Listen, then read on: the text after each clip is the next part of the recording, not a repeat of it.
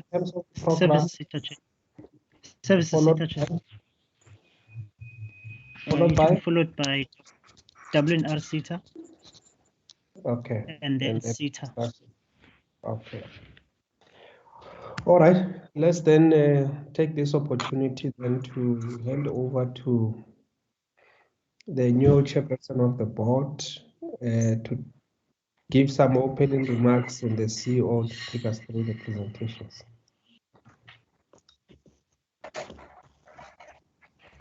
Chairperson. Thank you, Honorable Chairperson and members. I would first like to thank you for affording us this opportunity to brief the committee on the questions set up in your letter addressed to me dated 12 May 2020. Today I'm also joined by one of our executive committee members, Ms. Ford, and then the CEO and the executives, as was requested in your letter. The new accounting authority was appointed on 1st April during the lockdown, which have delayed us commencing with our activities. Normally, the business of the accounting authority will start with an induction, taking new members through the organizational mandate structure. Unfortunately, we couldn't do that. With the introduction of the national lockdown to curb the spread of COVID-19, we had to respond to directives from the executive authority immediately to set up a COVID-19 task team to ensure business continuity. We also have to implement a remote work strategy, ensure that stipends are continuing to be paid, and that preparations for reporting in terms of the legislative framework continues. Furthermore, the skill development holiday that required us also to adjust our budget and review our current commitments and also our programs. What is the guy saying that side? These reports. Sorry, Chair. Can you hear me? Sorry, just to interrupt you a bit. There is somebody whose mic is on. May I please ask everybody to mute their mics if you are not on the floor, because you are disrupting the meeting now. Okay, go ahead, Chair. Okay, can you continue? Yeah, continue. Thank you. As you were saying that we also had to readjust our budget and also review our commitments and our programs due to the skills holiday levy that was announced. Chairperson and members, upon receiving your request for the service SETA to appear today, I directed the CEO to prepare responses for our questions and also convene a special accounting authority meeting that took place on the 20th of May to prepare for this meeting. Having received a report from management, the accounting authority requested management to provide additional information to be included in our presentation today. Chairperson, I was requested by the accounting authority to introduce our responses to two of the questions.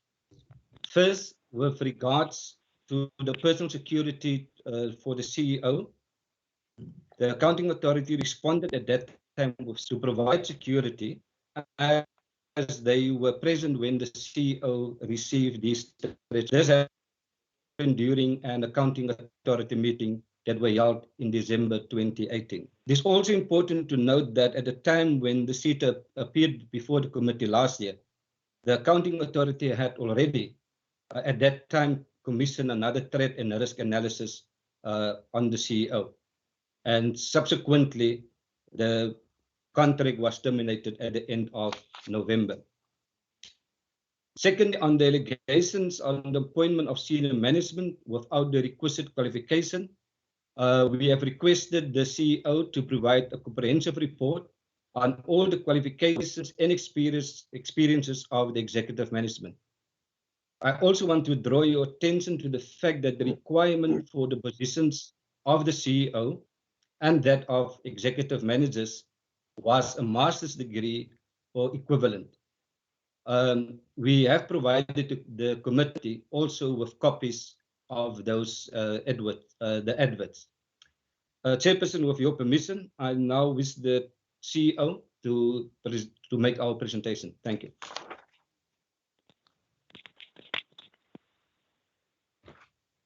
Okay, CEO, you can proceed. Thank you, Chairperson. I will share the presentation on the screen.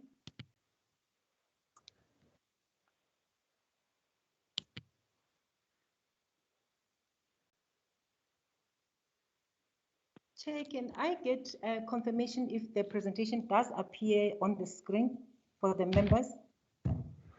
Yeah, we can see the presentation on the screen. Thank you, Chair. Chair, the chairperson of the Accounting Authority has just did his opening remarks. The issues, Chair, that the presentation will cover are the issues that were raised. In certain instances, Chair, I will also... Chair, is it possible that we can see the speaker? Sorry, Chair. Just by the corner, because if it's possible. Who's speaking now?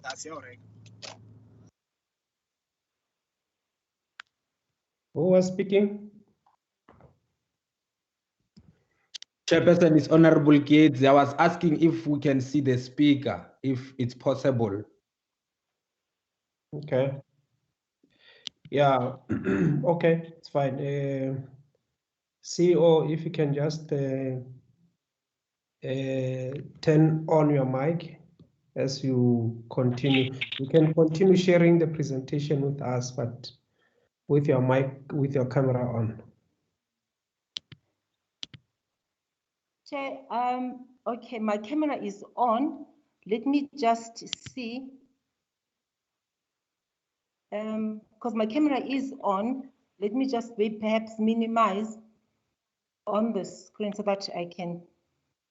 I'm gonna need guidance. So I'm using Teams for the first time today. I want to make that declaration. Okay, if your camera is on, Yes. We should be able to see you, but it might be possible that because you are sharing the screen with us, we're not able to see you. But proceed nevertheless. Thank you, Chair. Chairperson, the 5 issues that we had to respond there to by way of the follow-up, I will just go through them. It's the progress report with the committee's resolution on the termination of the security. It was the issue on the certification backlog that we needed to account on, the consequence management on the irregularities at the services SETA that was to be implemented or implemented. We also needed to respond to the allegations of the senior managers without the prerequisite qualifications, as the chairperson has said. We also needed to give feedback to the committee, updating the committee on what measures have we put in place, having had the 2 sittings with the committee, and also supported on that score by the 2 forensic reports that had taken place, or rather recommended certain actions to be taken in strengthening our internal supply chain management processes. I will now deal with the first issue, Chair, just to bring context, which is the termination of the security. I can confirm, Chair, that the security was indeed terminated on the 29th of November 2019. The second aspect of the appointment of senior managers without the prerequisite qualifications. I want to go quickly, Chair, on the status quo before I go on to the individuals that were affected. The services SETA, based on the allegations that were set forth, we had, after our meeting in December, Chairperson submitted the qualifications of the incumbent that were in questions, as well as what we then did. We also went into our archives and we pulled out the requirements of these positions that they occupy to make certain that we submit to the committee information that is relevant and that is in sync. I then will now proceed to the various individuals that were affected. The first position that is on the screen now is the one of the Chief Executive Officer. That position is the one that I'm currently occupying. The issue here, Chairperson, was the one that says that the incumbent does not have the qualifications. The position was advertised externally in the national newspapers. And there is a proof of that annexure, which I will make available. I did have it with the presentation. But what is more important here is that the advert spoke to a master's degree or equivalent qualification in management, law, or humanities. The incumbent in the position has got a 4-year degree in Big Proc, LLB 2-year degree, and is currently an admitted attorney with the High Court right of appearance. The minimum experience of the job adverts chairperson are set out in the presentation, which talk to 15 years experience, 10 years of which should be in management. What you would notice, chairperson, is that the general experience was 19 years at the time. Managerial, it was 2 years. And the professional is the one of 19 years from 1999, where in the incumbent worked as a professional, and a year after started acting, being in a position rather of a director. The second position, chairperson, that was in question is the one of the chief financial officer, which is currently occupied by Mr. Tseula Matibe. Again, on this score, Chair, I want to make a submission to say that the advert copy is available. We did extract same as well. The position was advertised externally in the national newspapers. The position required minimum qualification requirements of a matric, a 3-year qualification or equivalent with accounting as a major, plus articles or a 4-year qualification in accounting. And it did say that a qualification as a CA would be an added advantage. What does the current incumbent? At the time of the appointment, the incumbent had management development program. He had a national diploma in financial information systems, a BTech in cost and management accounting. And the incumbent also advanced himself with an advanced diploma in accounting sciences and with a postgraduate diploma in professional accounting within the professional accountant SA. The working experience at the time that was required was 10 years working experience, of which 5 years must have been in a senior finance management role or position. The incumbent had 11 years, 10 years, 11 months experience in general management, and then in a managerial position, he had 6 years, 4 months at the time.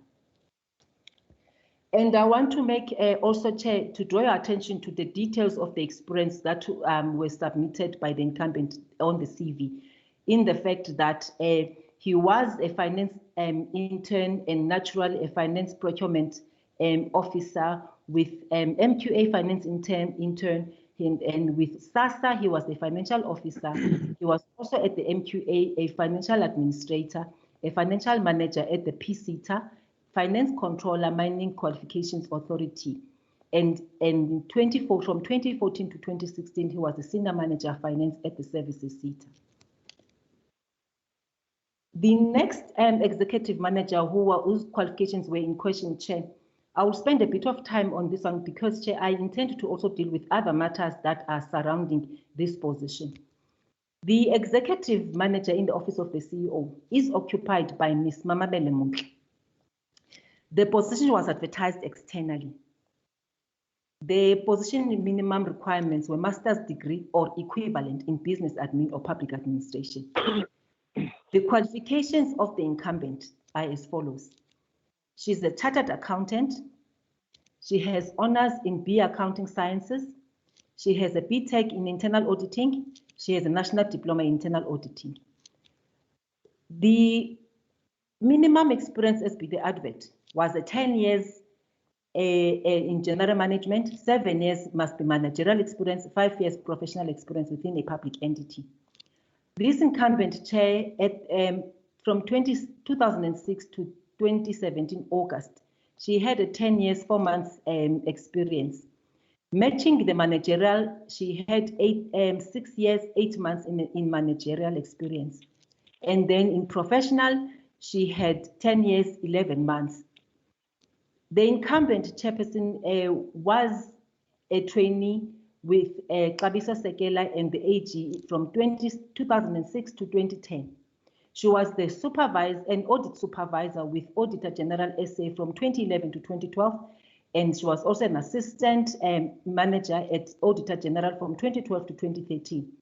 And when she left the Auditor General SA, she was the Auditor Manager from 2013 to 2017. Chair, if I may, I want to bring an issue, which is also an issue that is in the NSA report at this point. Perhaps I don't get the opportunity to address that. In the NSA report, there is the NSA report makes a reference to say that the executive manager in the office of the CEO was occupied by a Mr. Sibusiso Dladla, who did not have the qualifications. That office chairperson, the executive manager office of the CEO, was never occupied by Mr. Dladla, be it in an acting capacity or in a permanent position. It has always been occupied by Ms. Mamabele Mutla, and it was never put forward as an acting position, but it was a straightforward position that went through an advert. There was no incumbent that had acted in that position. The next incumbent position that I want to talk to Chairperson first, because also this position is the one that I have just spoken about, the incumbent in the NSA report. The incumbent in the NSA report makes reference to two instances rather, in as far as it relates to the position of executive manager planning. The executive manager planning was occupied by a Miss Liesel Koschler, who is currently the executive in the Entrepreneurial Cooperative Development Institute for the Services SETA. At the time of her vacating the position, taking up a new position, that position became vacant. And Mr. Sibusiso Dladla applied for the position because he was an internal employee, and the acting positions at the services SETA are always advertised internally. The internal advert required a master's degree or equivalent in business admin or public administration. The incumbent qualifications at the time of the appointment, he had as an association certified chartered accountant qualification. He also had a BCom in internal auditing, and he was also registered with the Associate General Accountant SA. The minimum requirements of that position were 10 years, also 7 years in management, 5 years in professional. The incumbent at the time had 8 years, 8 months, and he also had 5 years in managerial, 8 months. In professional experience, he had 8 years, 8 months. And the details of the experience, the experiences of the incumbent at that time, he was a senior manager in planning at the time of him applying for the acting position of the executive manager. He also came with a background of being a manager performance reporting for services SETA or SETAs. He was also an audit assistant manager at the Auditor General SA from 2014 to 2015. He was the audit supervisor at the Auditor General from 2012 to 2014. He was also a trainee at the Auditor General SA from 2009 to 2011. I now move, Chair, to the position that is the executive manager planning, which is the position that is now occupying permanently. This position was then advertised externally at the time of the board deciding that they are moving outside to advertise it. It came again with those requirements of the master's degree or equivalent in business admin or public admin. Can you allow me to interrupt you a little bit? Yes, Chair. Okay. My apologies, man. I did not indicate when we started that each entity will be given 30 minutes to present, and so that we allow enough time for members to engage. We've got about 3 hours, so we're planning to have 1.5 hours for the presentations and an hour of engagement and 30 minutes of responses, if possible. So just bear that in mind when you proceed with your presentation. Don't be too detailed in reading line by line, because the presentation has been sent before. Just emphasize the areas where you think that you need to emphasize them. But I hope that members have received these presentations, have gone through them. In the interest of time, let's just stick to the 30 minutes, because I could notice that only on the first issue, there is a little bit of time taken, and you may go on beyond the 30 minutes allocated. My apologies, sorry. No, thank you so much, Chair. I will be quick. This is the last position, Chairperson. Also, the qualifications would be the same as the incumbent, as the same as I was talking on the acting position. But what's more important that I wanted to highlight, Chair, is that the incumbent had since the qualifications at the time of the appointment as the acting, and also him occupying now naturally the permanent position. He has also obtained a certificate in technology leadership, and this is where we are awaiting the certification of that from Vets Enterprise and School. Chair, I think what is then important is also this position was also an issue in the NSA report. What was an issue at the NSA report that was written was that the position of the legal services executive manager was somewhat changed from being a senior manager to an executive manager. And that being said, the position was not advertised. Two things, Chair, that are critical to run through. The first one, Chair, is that the position was advertised at the time of it being a senior manager. What simply happened here, Chair, was that the board took a resolution as they were looking at the various titles of the positions in the organization and changed the position from being senior manager to executive manager. There was no financial gain, or rather there was no financial changes or salary changes that were effected based on the change of the title of this position. The next item, Chair, that I want to present is the issue that relates to the certification backlog. I will not spend time, Chair, on the numbers of the certificates that we have printed as the SETA to date.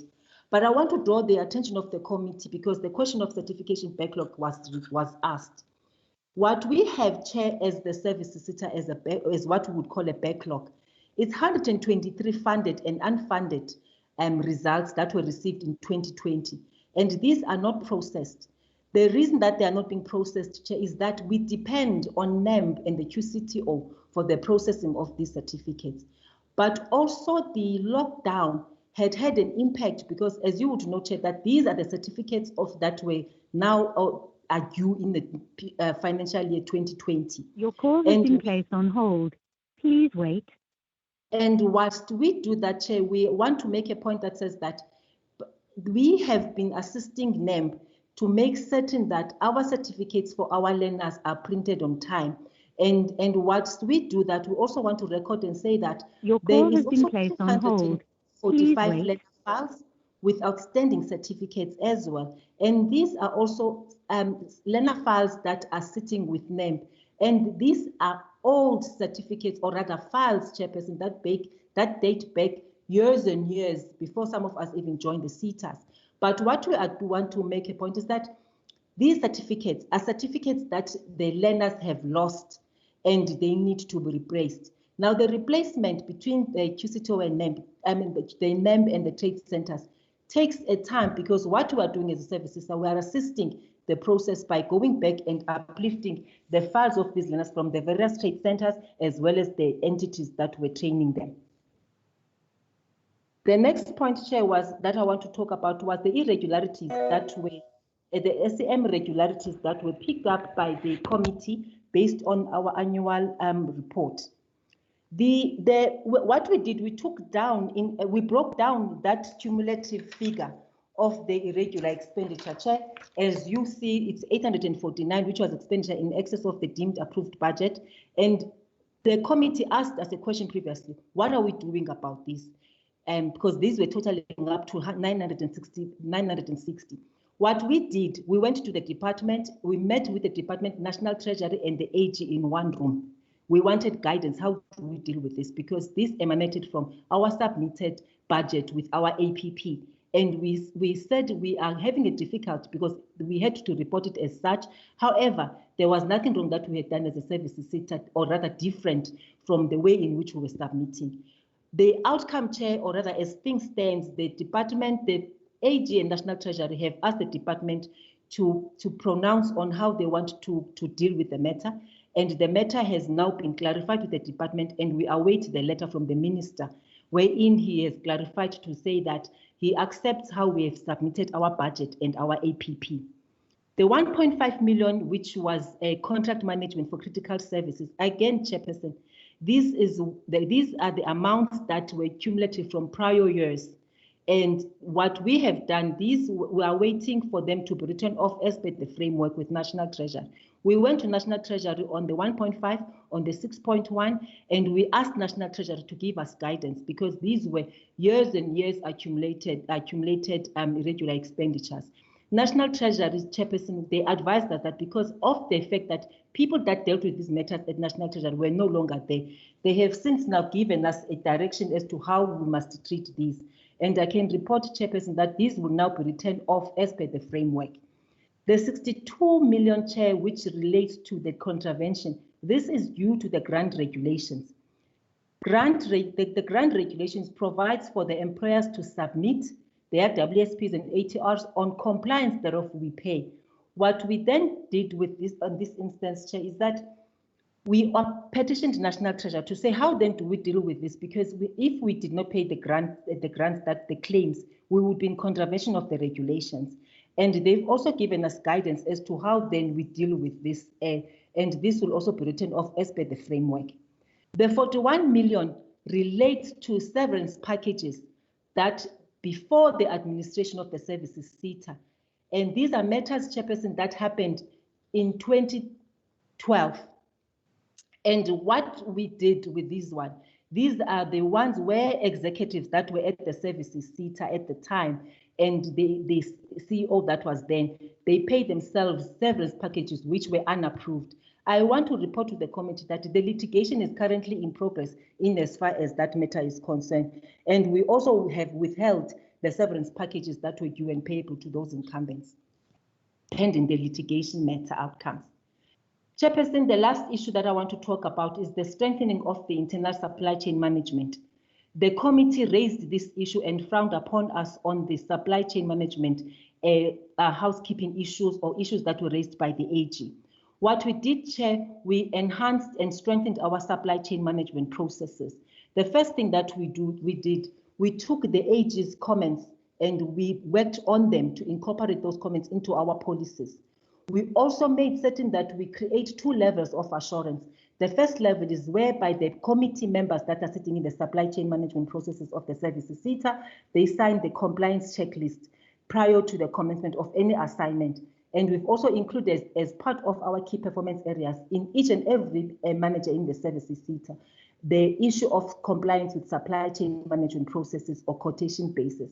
What we also did, Chairperson, we took the managers and our committees to a training. The first training that took place was the one that happened in December through the university, the VETS University. And the second training also took place through the School of Governance on the 17th of February to the 21st of February, wherein we were training the BEC members. We were also training the managers and administrators within the supply chain management unit. Why we did this, Chairperson, we took the advices of the committee, but most importantly, we took the recommendations that came out of the 2 forensic reports that made recommendations on how and which areas we should strengthen our supply chain management processes. Thank you, Chairperson, on that score. I will now pause and if there's any other thing, I will clarify it, Chairperson. Thank you. Okay, thank you very much, CEO. That brings us to the end of the presentation of services SETA. Can we then move to WNRC and hand over to the chair? Chairperson, just unmute yourself. You are still muted. Thank you, Honorable Chairperson and honorable members of the committee. And thank you for the opportunity for us to come and present to you today. Just for introduction, I am Rechi Sibia. I'm the newly appointed Chairperson of the Wholesale and Retail SETA since the 1st of April this year. With me, I've got Tom Kwanazi, who is our CEO, and then also we have our CFO, which is Lwazi Kuse. Chairperson, the CEO will be doing the presentation, but just before the CEO takes us through his presentation, I'd just like to make two quick comments. The first comment, Chairperson, is that the CEO will be taking us through the efforts and the controls that the SETA has put in place in the last financial year.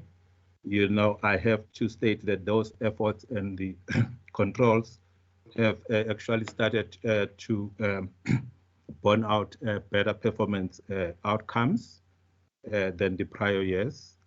Though I cannot announce the target achievement at this stage, Chairperson, because we're still waiting for the final audit from the AG, I can give confidence to this committee that we will be coming back to this portfolio committee with an annual performance report, which shows a significant improvement from the 31% target achievement that was experienced in the prior year.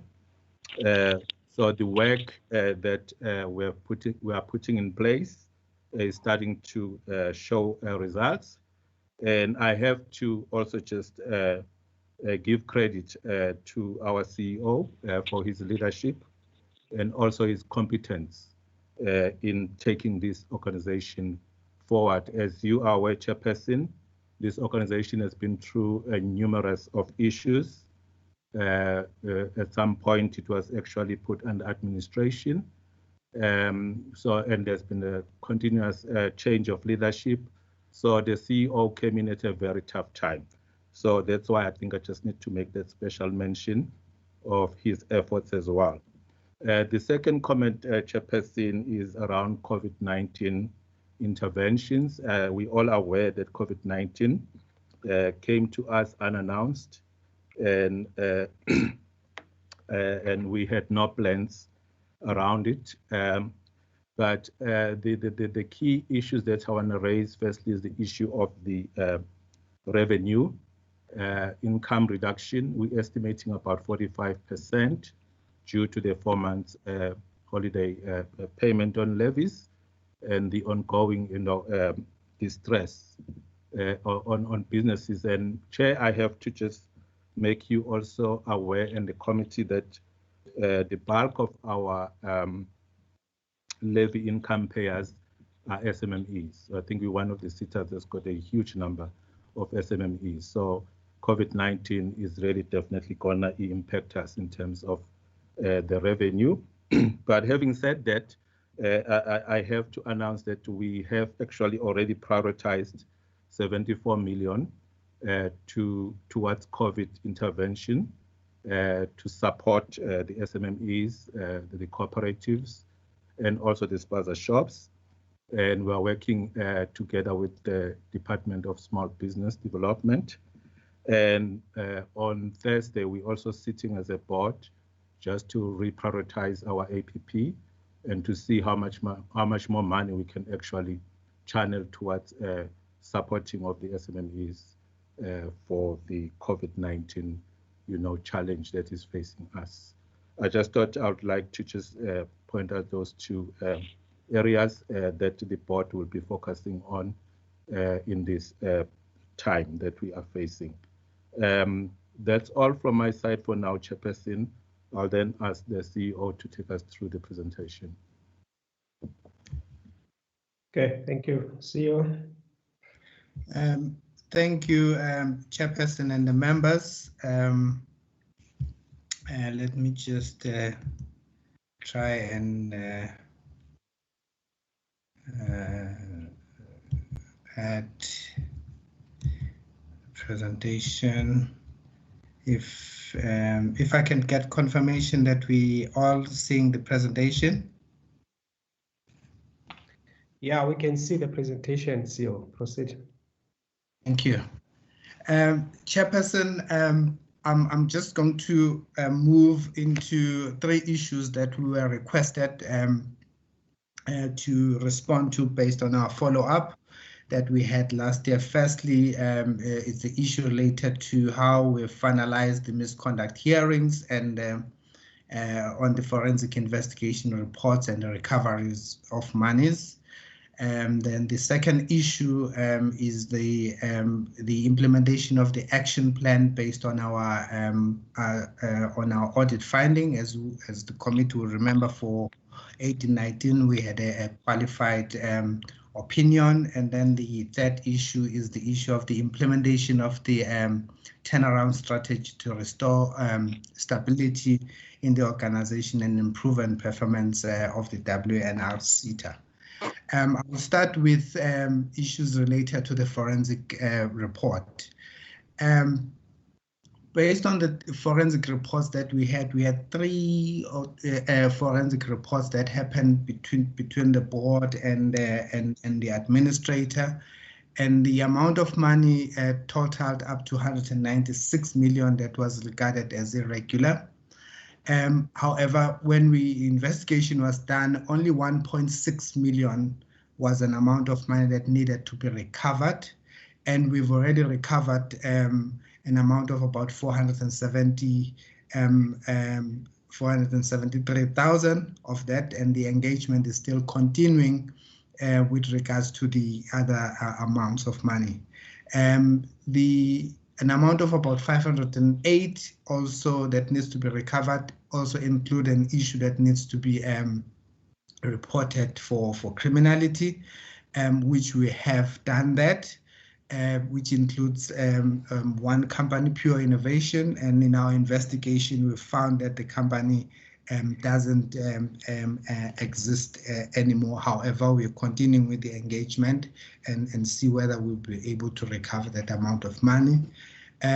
Obviously, we did indicate that the reason why we had these issues, it was mainly because there was skills issues in the organization. There was no proper application of policies, failure in governance, leadership uncertainty, a poor monitoring and evaluation, and also the fact that the organization's human resources processes really did not yield what was supposed to be done.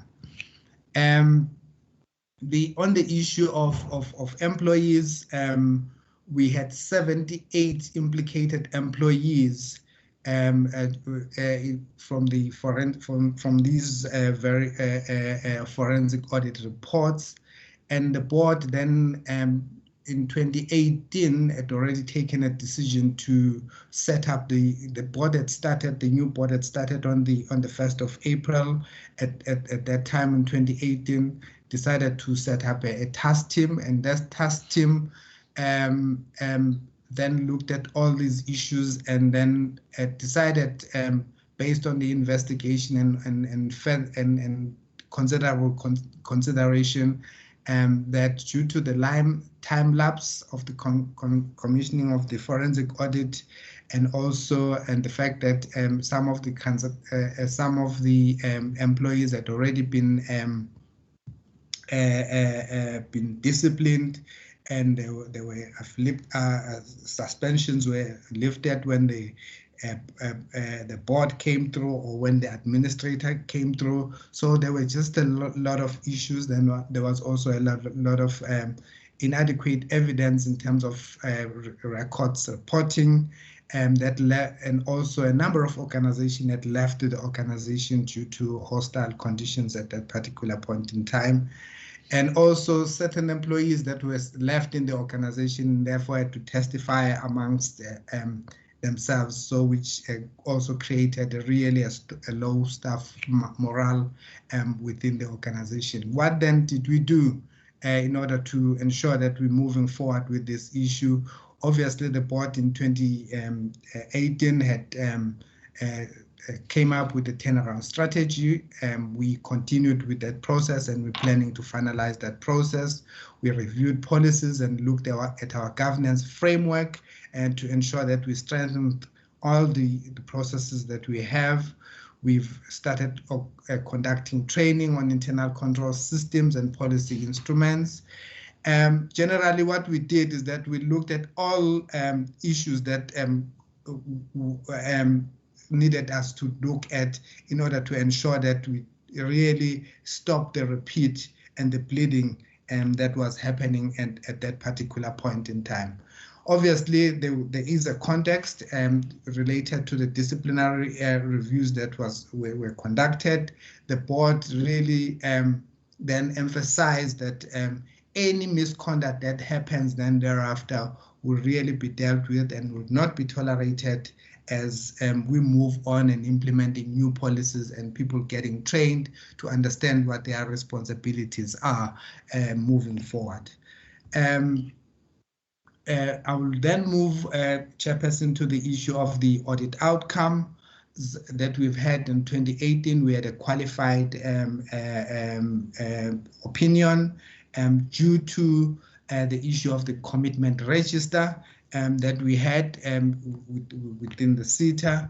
And we have then try as a SETA to then look at ensuring that we deal with all these significant findings and the control deficiencies that were identified by the Auditor General. And obviously we had found ourselves that 11 out of the 31 of the audit findings were repeat findings.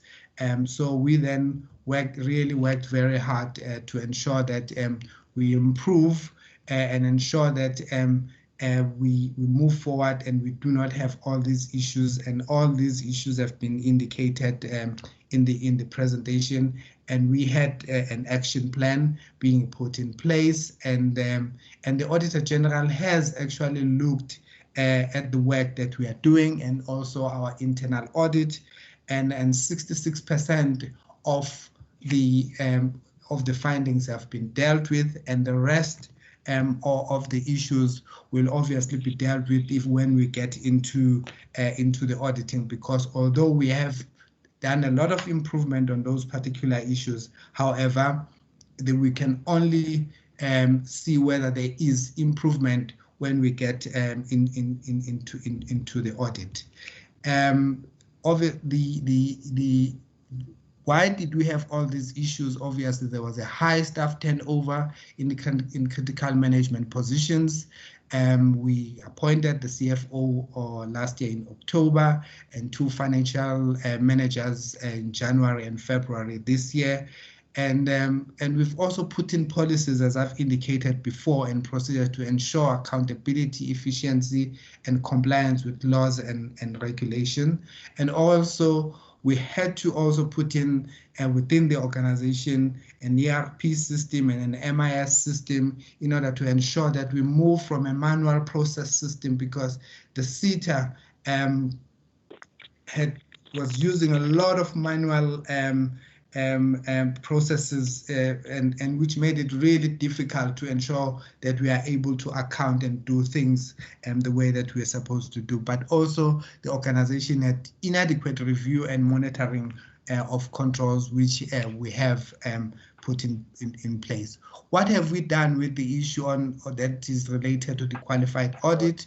The new CFO came through and who started on the 1st of October, and his first task was to then look at the whole issue that was raised, especially the material issues on the commitment register, and he has put in a lot of effort in ensuring that those issues are addressed. And we are I'm pleased to announce that we are now ready, as from the 1st of June, to submit to the Auditor General, before we get into the final audit, the commitment register work that has been done by the CFO and his team to ensure that we do things the way that we are supposed to be done. We've made also a lot of improvement in terms of how we're dealing with our financial statements, and the fact that the quality of the financial statements were not at the level where they were supposed to be. And the new CFO have also put in improved measures in place. Also with issues related to non-compliant with SCM laws and regulations, we have also put in policies in place, and consequence management action has been put in place, including staff training and ensuring that we're putting plans in order to address the root causes. And the other issue that was the biggest issue over the years was the fact that we had not really made payments to the stakeholders with the situation that we are finding ourselves within the organization. I'm also pleased to inform the committee that we've really done a lot of work.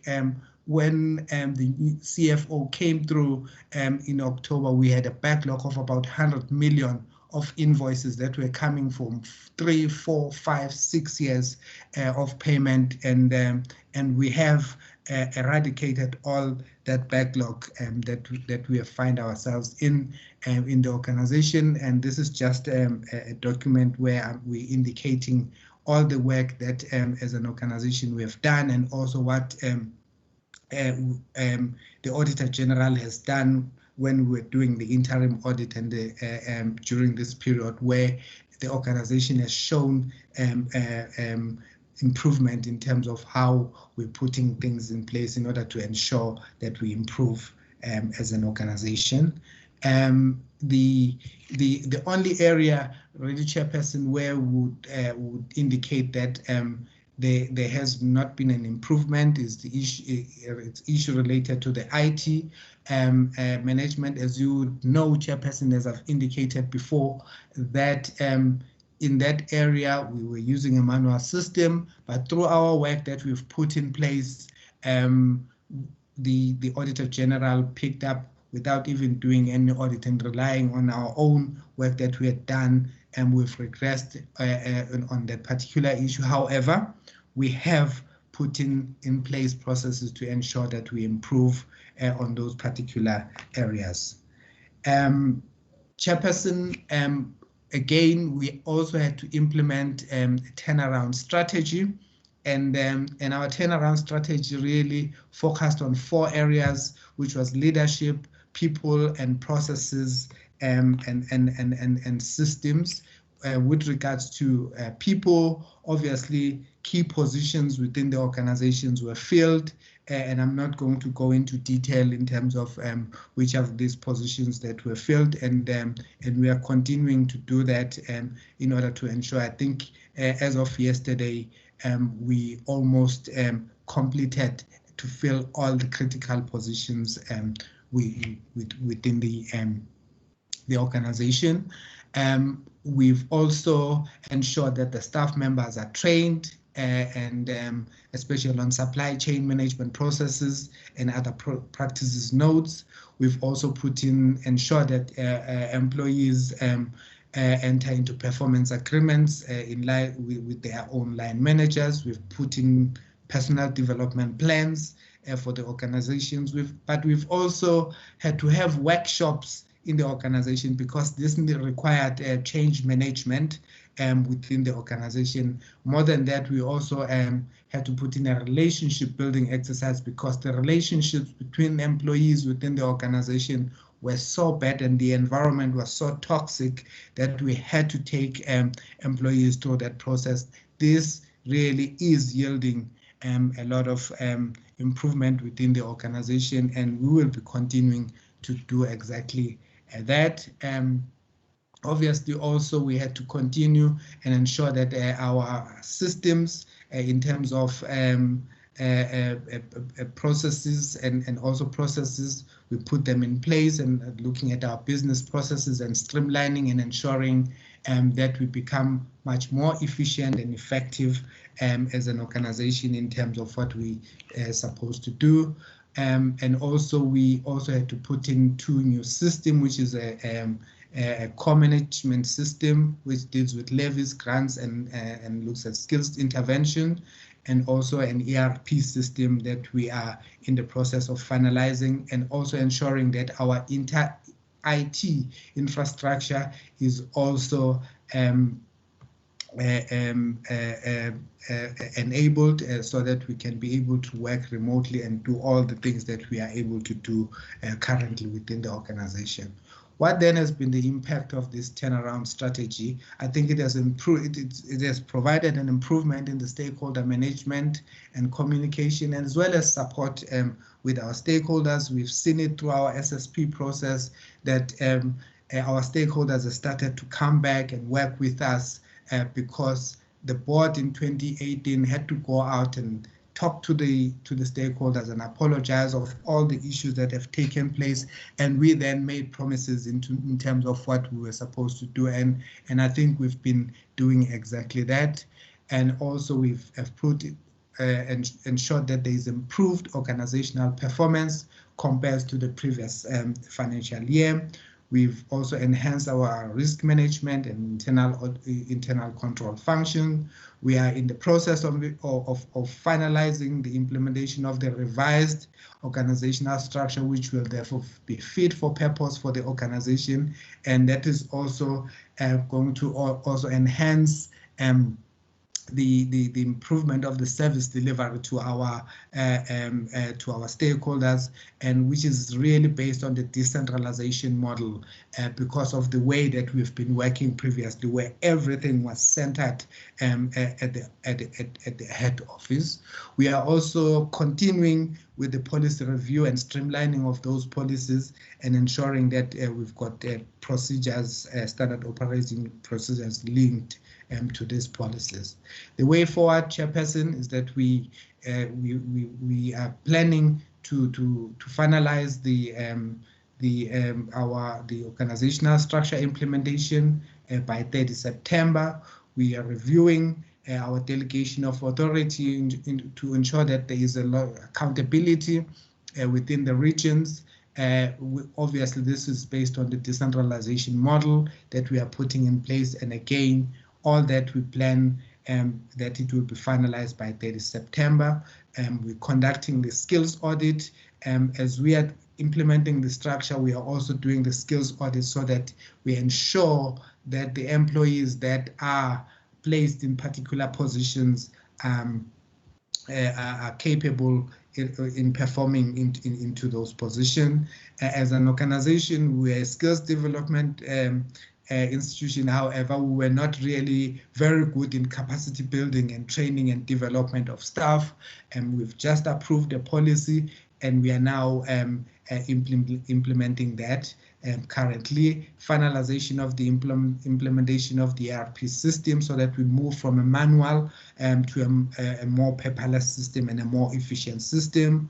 We obviously have to continue with the change management process within the organization, as we are putting a lot of changes within the organization. And as from the 1st of April, we've then been implementing the new performance management system. Thank you, Chairperson. I hope I was in time. Thank you very much. Thank you very much. There is an echo here, Professor. Can you just switch off your mic? I'll do that. Okay. All right. Thank you very much, CEO. We're doing well in terms of time. Thanks for the presentation. Can we move to the last presentation from the Administrator of Construction, SETA?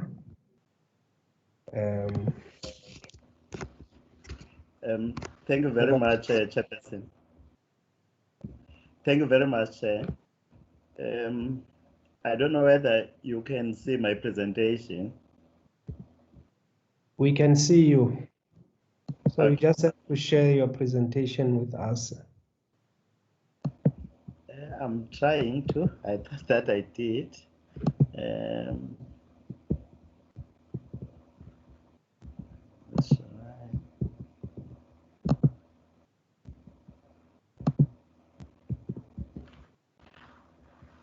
Can you see it now, Chair? No, not yet.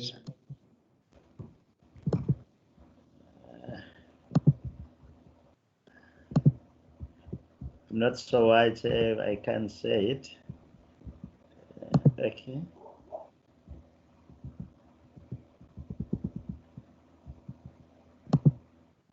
Can you see it now, Chair? No, not yet. Yeah.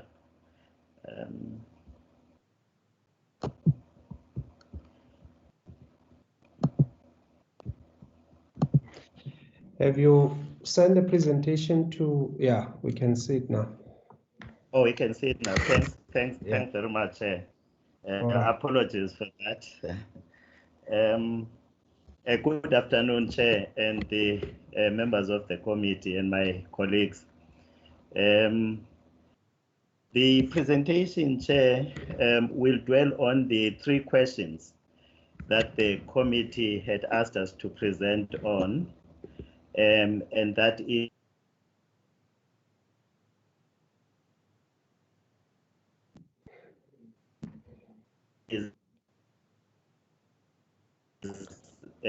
on the I am Mr. Hlongwe, who is advising me on. There seemed to be a Sorry. problem with connectivity. We were missing you several times there. The screen is no longer, the presentation is no longer on the screen.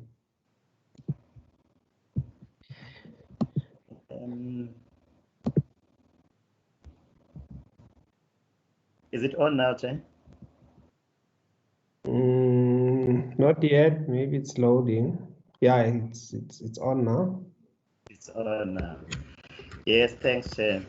Apologies for that. I don't know why it's giving problems. I was just saying, Chair, that I am with my colleague, Mr. Bheki Hlongwe, who's my advisor on finance.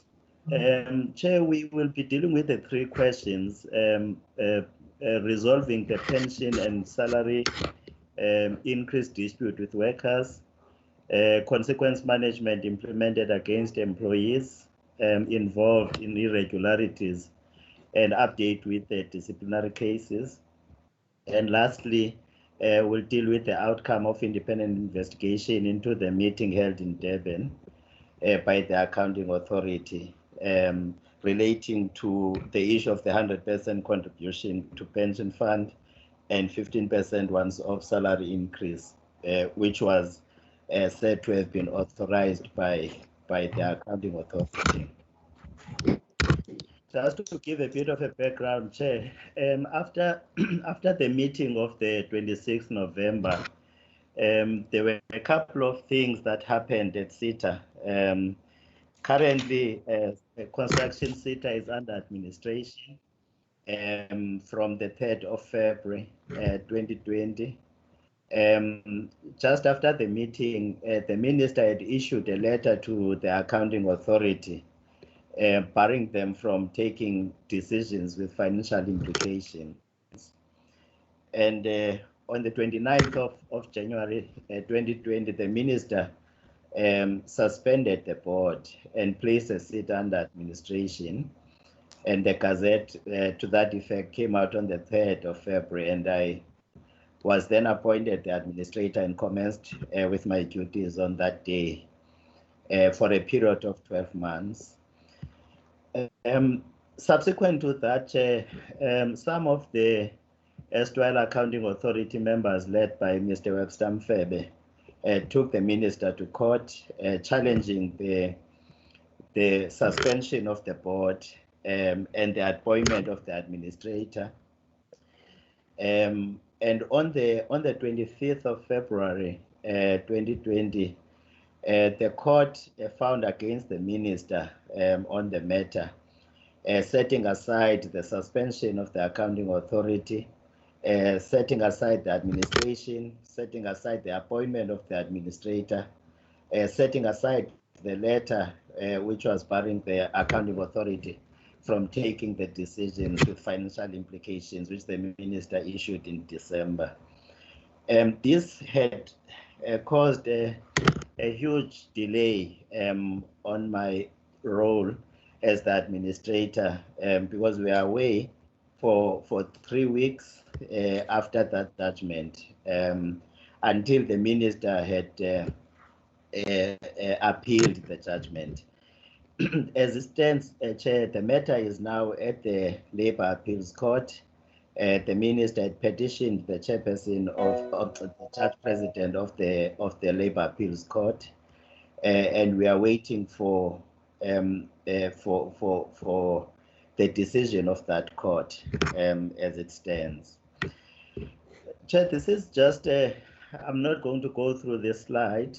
is just to talk, just to share with the committee members the mandate of the administrator, which is premised on 4 areas, broad areas: governance, forensic investigations, strategic compliance matters, organizational stability, and order.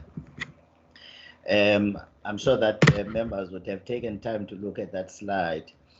Chair, if I may start with the first question relating to pension and salary increase dispute. The main issue, Chair, here is that as we're starting to deal with the matters, unfortunately, this court judgment came out, and we had this delay of 3 weeks. And as we came back, the minister, before petitioning the judge president of the Labour Appeals Court, had applied for a leave to appeal, and the very same judge who handed down the judgment on the 25th had turned that down, which also had a little bit of a delay because we are away for a couple of days again until the minister petitioned the judge president of the Labour Appeals Court. So as we came back from that, then COVID-19 hit, Chair. But during that process, we had been engaging with the union and I have met with them not less than 10 times, dealing with the very same matter. And at the moment, we are in the process, Chair, of engaging forensic investigators to look into the matter, look at the culpability. And we also are dealing with all the HR processes relating to that matter. I just got a word yesterday that now Treasury is allowing us to tender again, because during the lockdowns, level 5 and level 4, Treasury had stopped all entities and departments from procuring. And now I'm told that with the announcement of level 3, we will be allowed again to tender. And as soon as that kicks in on the 1st of June, we will be able to go out on tender and get the services of forensic investigators to assist us with some of these matters. Chair, with regard to the consequence management implemented against employees, there were 2 employees that were on suspension and the other one was dismissed. And after the meeting of the 26th of November, these employees were brought back, and the matters were settled with them. By the time that I took over as the administrator, there was only one employee who was on suspension, and she was the manager, senior manager, HR, who was suspended because she was said to have leaked the salary information, which caused a lot of disruptions because employees got hold of that information, and they saw how different salaries were in the organization. And I had brought that person back, Chairperson, because I thought that instead of suspending and disciplining that person, we should really deal with the issues that came out of the information that she shared. It might have been undesirable that she shared it with the way that she shared it, but what is important for me is that we deal with the outcomes of that sharing. And clearly there were problems that we needed to deal with, which I am dealing with, Chairperson, very vigorously. Chair, also, I found 2 reports in the organization. One was the NSA report and the other was Kobodo report, forensic investigation report, which led to me suspending 10 employees, one executive, the only executive that I found in the organization, which was the CFO, as well as a couple of senior managers and managers, middle managers, because they were heavily implicated in both those reports on supply chain management matters. Very serious matters, if I may add, Chair. However, the disruptions that I've already mentioned had caused delays in the disciplinary processes of those officials. However, these matters are going to be quickly dispensed with once we are allowed to hold disciplinary hearings, because the judge president had suspended all disciplinary processes. As soon as we are allowed again to pursue these disciplinary processes, we will quickly dispense with these matters, because I am adamant that these matters be dealt with internally, and that we don't involve lawyers, because they are going to drag these matters for months and years on end. I've also suspended a senior manager finance recently for a number of issues, Chair, some of which was the payments that were made in December en masse and without proper authority and all of that. But we are still busy investigating some of other matters relating to that. The last matter, Chair, is the outcome of an independent investigation into the meeting held in Durban by the Accounting Authority, which is said to have taken a decision on the 100% pension contribution and the 15% once-off salary increase. Chair, this matter also is part of those that would be subjected to forensic investigation, for the simple reason that I had obtained all the documentation recordings of this meeting, some of the affidavits that were said to have been deposed by members who attended the meeting in question. And all these matters are contradicting each other, Chair. I had seen the minutes, and the minutes are not talking about this matter at all. And also I have listened to the recordings. The recording also does not deal with this matter. However, there are two members of the Accounting Authority who had deposed affidavits saying that they have attended the meeting and these matters were discussed and agreed to in the meeting. And that's why the chairperson signed the letter authorizing these increases and so on. But the chairperson, as you know, Chair and the members, that he had denied this in the committee, that he had signed this letter. And he said that his signature was forged. And that is another matter that then requires maybe an expert in handwriting analysis and so on to check as to whether that signature is authentic or not.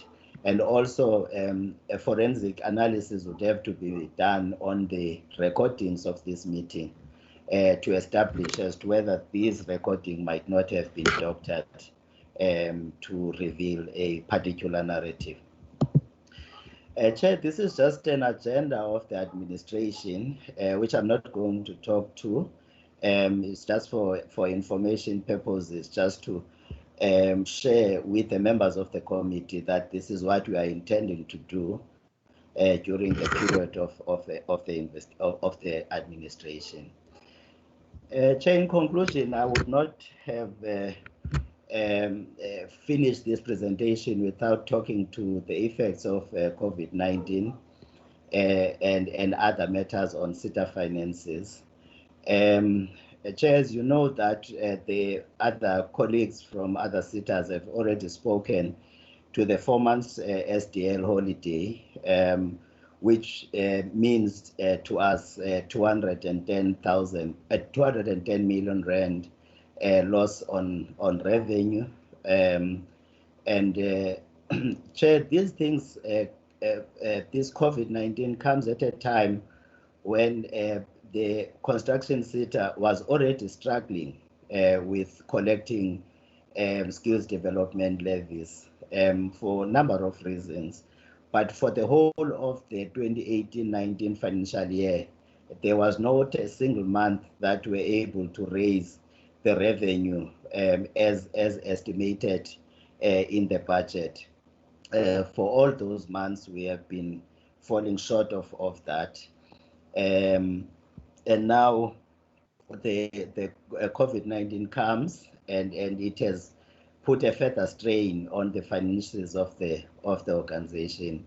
Further to this, Chair, we are a bit worried about the grant regulations judgment, which we don't know where it is now, because our budget is based on 20%, paying 20% on mandatory grants, and the judgment said we must go back to 50%. So if we do go back to 50%, we are in trouble, Chair, in terms of our planning. With regard to COVID-19, Chair, and our interventions, at the moment it's a bit difficult to quantify how much we will end up paying on programs that are related directly to COVID-19. However, we know exactly what it is that needed to be done in this regard, and we have been doing it. As the president announced the level 5 in March, we paid stipends for April, anticipating that learners will not be able to attend classes. So we paid, and we also paid the training providers so that they don't struggle, and that by the time that we go back to training, we no longer have training providers available to run our programs. And we continued when the levels, where lockdown was extended in May, and we paid without any training having taken place. We also are busy now, Chair, preparing for the reopening, and also that is attracting a lot of costs relating to buying PPE for learners, subsidizing training providers to get extra training facilities, or to pay extra time for facilitators, also subsidizing employers for our learners who are on practical training, and also we are making provisions for buying laptops for learners that we are giving bursaries at institutions of higher learning, so that they are not left behind as they study online. So we are dealing with all of those, Chair. And as Mr. Sibia had said earlier on, that nobody had planned COVID-19, and it is going to have a huge impact on our finances. But we are trying our best, Chair, to redirect resources so that we are able to deal with the matters of COVID-19. And that is our presentation, Chair. Thank you very much. Okay, thank you very much. Just switch off your... Okay. You can take off your screen.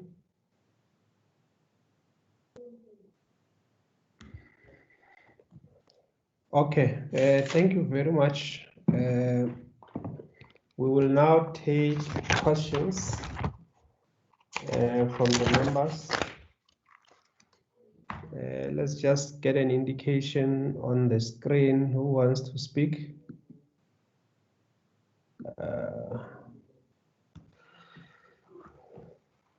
Okay, as As always, members, you can just raise your hand on the system here.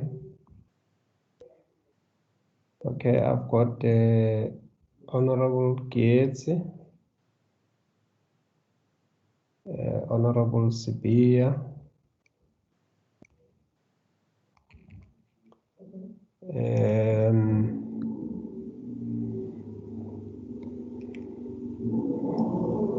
Honorable Litsie,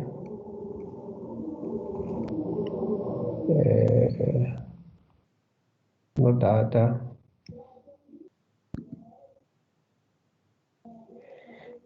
Honorable Pozzoli,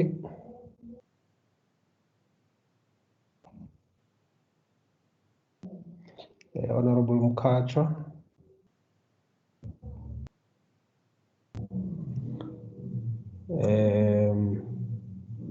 is that all? Yeah, it looks like that's all the names that I have. So we will start with Honorable Gates, followed by Sibia and Litsie, in that order. Honorable Gates. Thank you very much, Chairperson.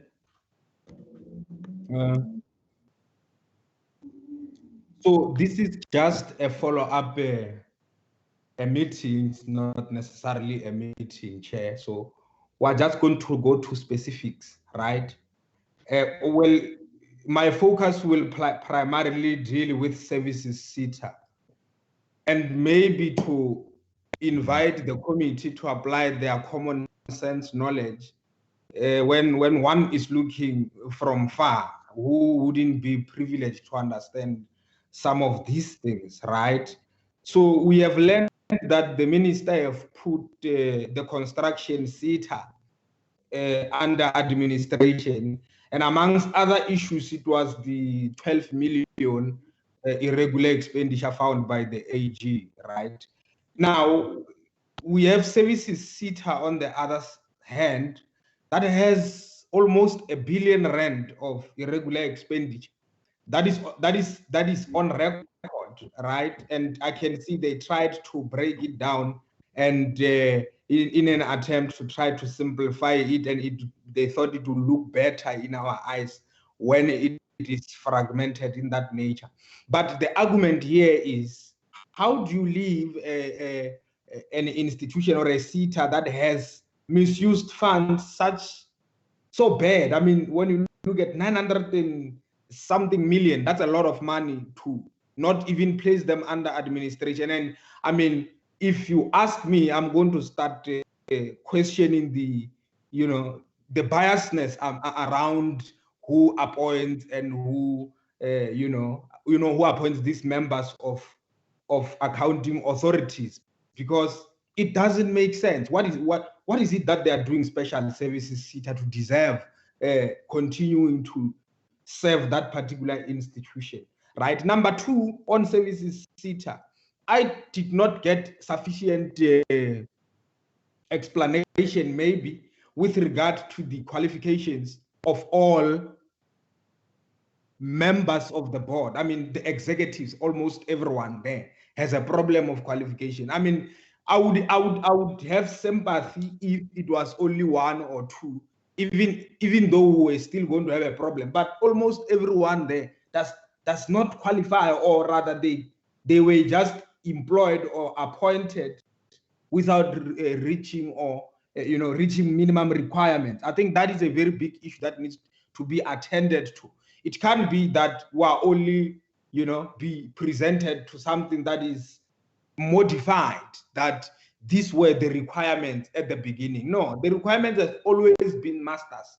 So if you do not have masters, we look for someone else. I mean, the CEO comes and she says the advert was out there, it was in public, everyone was able to see it. And I imagine how many potential, minds of students or graduates who have masters who could ordinarily qualify for that particular post, for us to go fish for someone that we are going to modify their results when we have to present in front of the people. I think that is very problematic. and it needs to be dealt with accordingly. And you look at the CFO, I mean, it's bad. It's bad. I still have a problem. I think minister need to relook into this and take a vigorous decision in that regard. I think with regard to WNR, I don't have much to say rather than appreciating what they are doing and the honesty they reflected when they were answering some of these questions. Because if you start not to be honest with the public, because you are not speaking to us, you are speaking to the public. The moment you are dishonest, it becomes a problem. Like someone who said there were no problems at a certain services SETA, but that person has a bodyguard. I mean, what are you saying? If there were no problems, why would you have a bodyguard? So those are the kind of reporting that we really disapprove as members of parliament. Remember, it's the public who are representing, not just ourselves. With that being said, Chairperson, this is not a new meeting, as you have always mentioned. I would like to pause there. Thank you very much. Okay, thank you very much, Honorable Sibia. Ma'am Sibia. Thank you, Chairperson. Yeah, hello. Am I audible? Yes, we can hear you. Go ahead. Okay, thanks, Chairperson. Thanks for the presentation. Services SETA, I'm not clear about consequences management for SCM irregularities. I'm not clear on it. If you can repeat it, what consequences have been taken? Under WNR SETA, I'm not clear about 78 implicated employees. What has been done with all those employees? I'm covered on the issue of qualifications. Thank you, Chairperson. Thank you, Ma'am Sibia. Honorable Gates. Letsie, sorry. Honorable Letsie. Thank you very much, Chairperson. Just on a lighter note, I want to indicate that I'll also be taking questions or posing questions from Honorable Mananiso, who just WhatsApped them to me. Thanks, Chair, for the opportunity. I think, like Honorable Gates just said, this is not a new meeting. This is a follow-up meeting. Today is what, the 26th of May, exactly 6 months ago, on the 26th of November in Cape Town. We met with these institutions in Parliament. We posed them direct questions, and because we did not have time, they could not respond to us, and we asked them to respond via writing. And indeed, they did respond to us. I think Construction SETA responded on the 7th or the 8th, I will just double check. The Services SETA responded to us on the 13th of, or on the 12th, because we got the email, the responses on the 13th of December at 11:06 a.m. Chairperson, I want to go straight into maybe with the first presentation of the Services SETA, and point out, number one, that they are either not telling us the truth now, or they do not tell us the truth in their written responses, the ones we received on the 13th of December 2019. On the 13th of December last year, in their responses, responses number 3, they covered the issue of qualifications, allegations of qualifications, and on the CFO, who was number 2 after the CEO, their responses say on the minimum requirement as per skills audit column, it says there the requirement were masters or equivalent. On this one, on the second column, they've changed. This is the same questions asked to the same entity, and we're getting two different answers, Chairperson.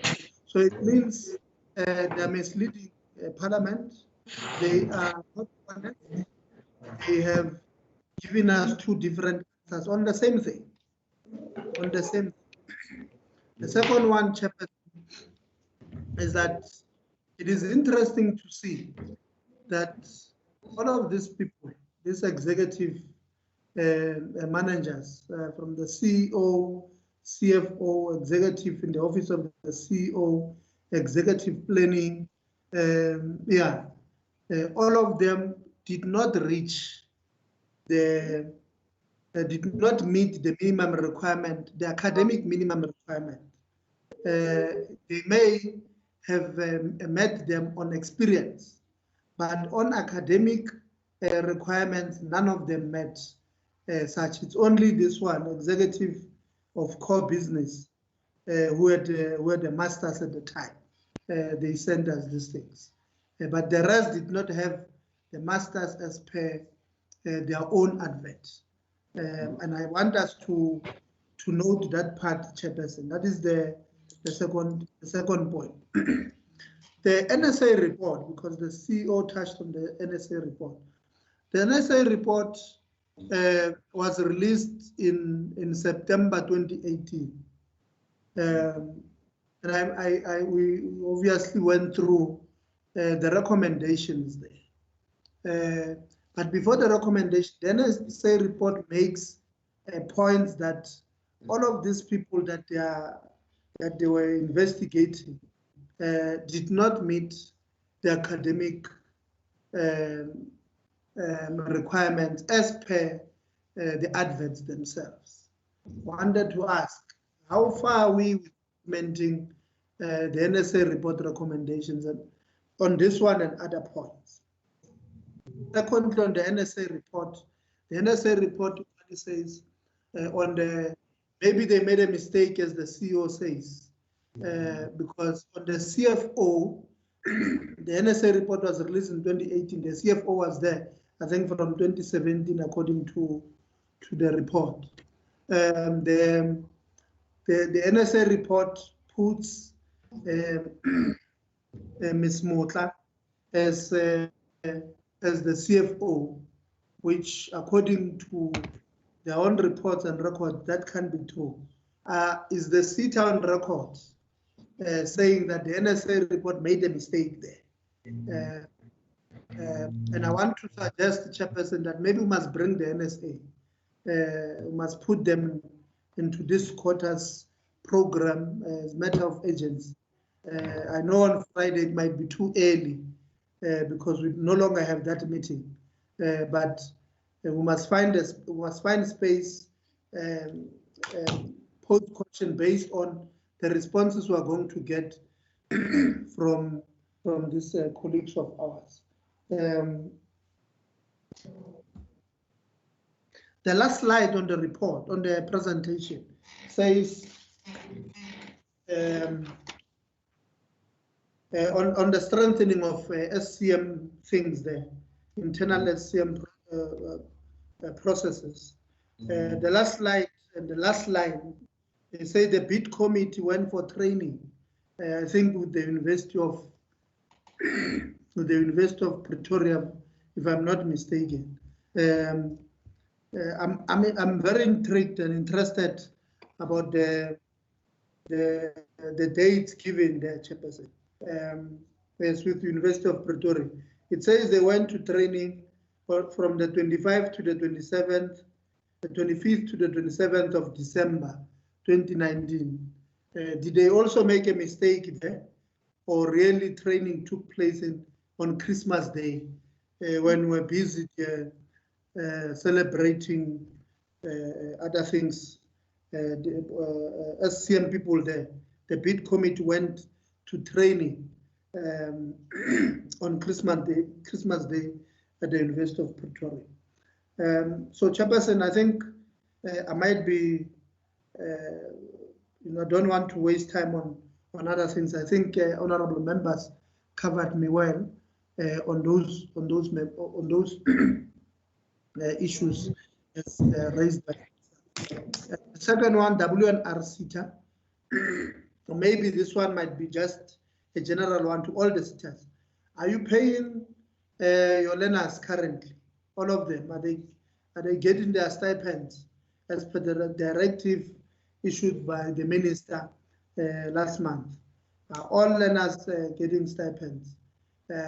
Because I know I've received some complaints from some learners who say in last month they got paid 350 rands who were part of the services SETA. They got paid 350 rands instead of their normal stipends. Maybe the last one on the services SETA. There's a general feeling by those learners that since you since you terminated the contract of those ones, I remember, I forgot their company, some Reed, Grace and Reed, I think, Grace and Reed company, which you had given them a tender to pay stipends to these learners. The general feeling is that since that has moved in-house, there seems to be some problems, with their stipends. I know there are some who are saying they've not been paid in February and March and all of those ones, but I think Chairperson will just have to send them directly to the SETA to deal with them, and they can give us the responses. On the appointment of that new unit at the SETA of paying stipends, how did you source those people who are now paying there? Did you advertise? If so, where are the adverts on these things? On WNR SETA, you are saying you are going to move 74 million from skills development, if I heard you correctly, to SMME or COVID relief fund, and that will go to SMMEs and spaza shops. Why are you moving it from skills development, and what impact will that have on skills development generally, even after COVID? And on spaza, on the issue of, you say you are going to give them the SMME and spaza shops, are you going to give to all spaza shops? I mean, I'm sure we all know that in South Africa, majority of spaza shops are not owned by South Africans. Is this COVID relief going to also cover our people from the diaspora and outside the country? On construction SETA, the first question is, there's a program that you guys are running in Orange Farm with SAWIC, South African Women in Construction. And I received complaints from some of the people there complaining that they've not been paid since December. How far are you with resolving those matters? Because in March, when they sent me their letter here, their complaint, they indicated that they've not been paid from December. I tried to make contact with one of them today just to find out. I could not get them, but they've not been paid. What are the issues? Is this SAWIC the only program that is not paying the learners? And if not, why are we not efficient in paying learners? I know most of the problems with the SETA's chairperson is that they are still stuck in the second industrial revolution. They are paying stipends based on attendance registers received manually. they're signing attendance registers, like when you and I, Chairperson, used to go to school. We used to enter and the teacher will ask, Tebogo, present, and they will tick. So the problem with most of our SETAs is because they're doing these things. They've not moved to the fourth. I'm sure they will only move there when we're in the 7th Industrial Revolution, which is a pity. So the new accounting authorities, the new SETA boards, please look into modernizing your SETAs, move into that space of the ICT. I had the WLR SETA CEO speaking, just by piecing into these matters. I think also on construction SETA, Chairperson, Honorable Gates covers it well. That one, the construction SETA board has been suspended on allegations of bargaining that 15% increase that was paid, but also to the irregular expenditure of about 12 million. It's a lot of money, but in context, when you compare it to others, it looks like it was not much. So to the department, why put this one into under administration, and then you leave others who have far bigger amount according to the Auditor General? Why are those ones not touched? Also on the construction SETA, Chairperson, the former CEO came to that meeting of the 26th of November, and we also said she must write to us, Chairperson. I've not seen it. I've not seen anything written by her and providing proof. She said when she was speaking there that she will provide proof as well. Can you still hear me, Chairperson? I think the screen just went scary on me. No, we can still hear you. Thank you very much. Sit and get towards closing.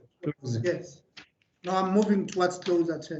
From this point, I'll be towards closure.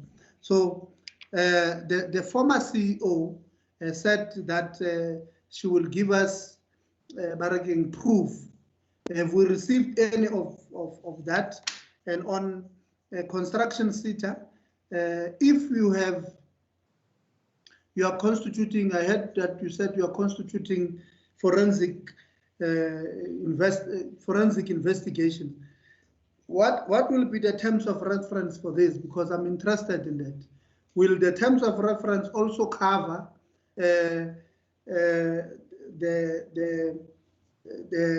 former CEO who signed the 15% increase and the 100% salary don't there? So are we also go, or are we just concentrating on the meeting itself, or the meeting that is alleged to have happened in Durban, and what? The last one on the construction SETA, there are rumors when I administrator that your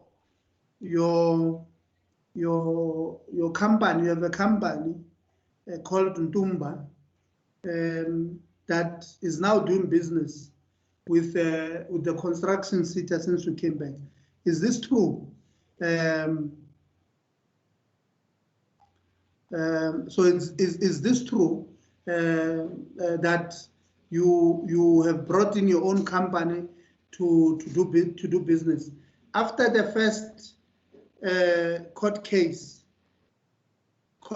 Yeah. Is it true that you also, when the court dismissed the decision of the minister, is it true that you locked the offices of construction SETA and refused the former board members from entering the buildings and performing their duties as they were installed by the erstwhile bought the previous board. I think, Chairperson, there's one, I'm just forgetting it now. There's one I wanted to ask to the department. Sorry, Chairperson, I think I've remembered it. To the department, DDG, this, I heard that the department is now appealing to the highest court in, in that space of yours. Who is paying for these fees, and how much are they coming from? Chairperson, I think let me pause there, Chairperson. Okay, can we get Honorable Nodada?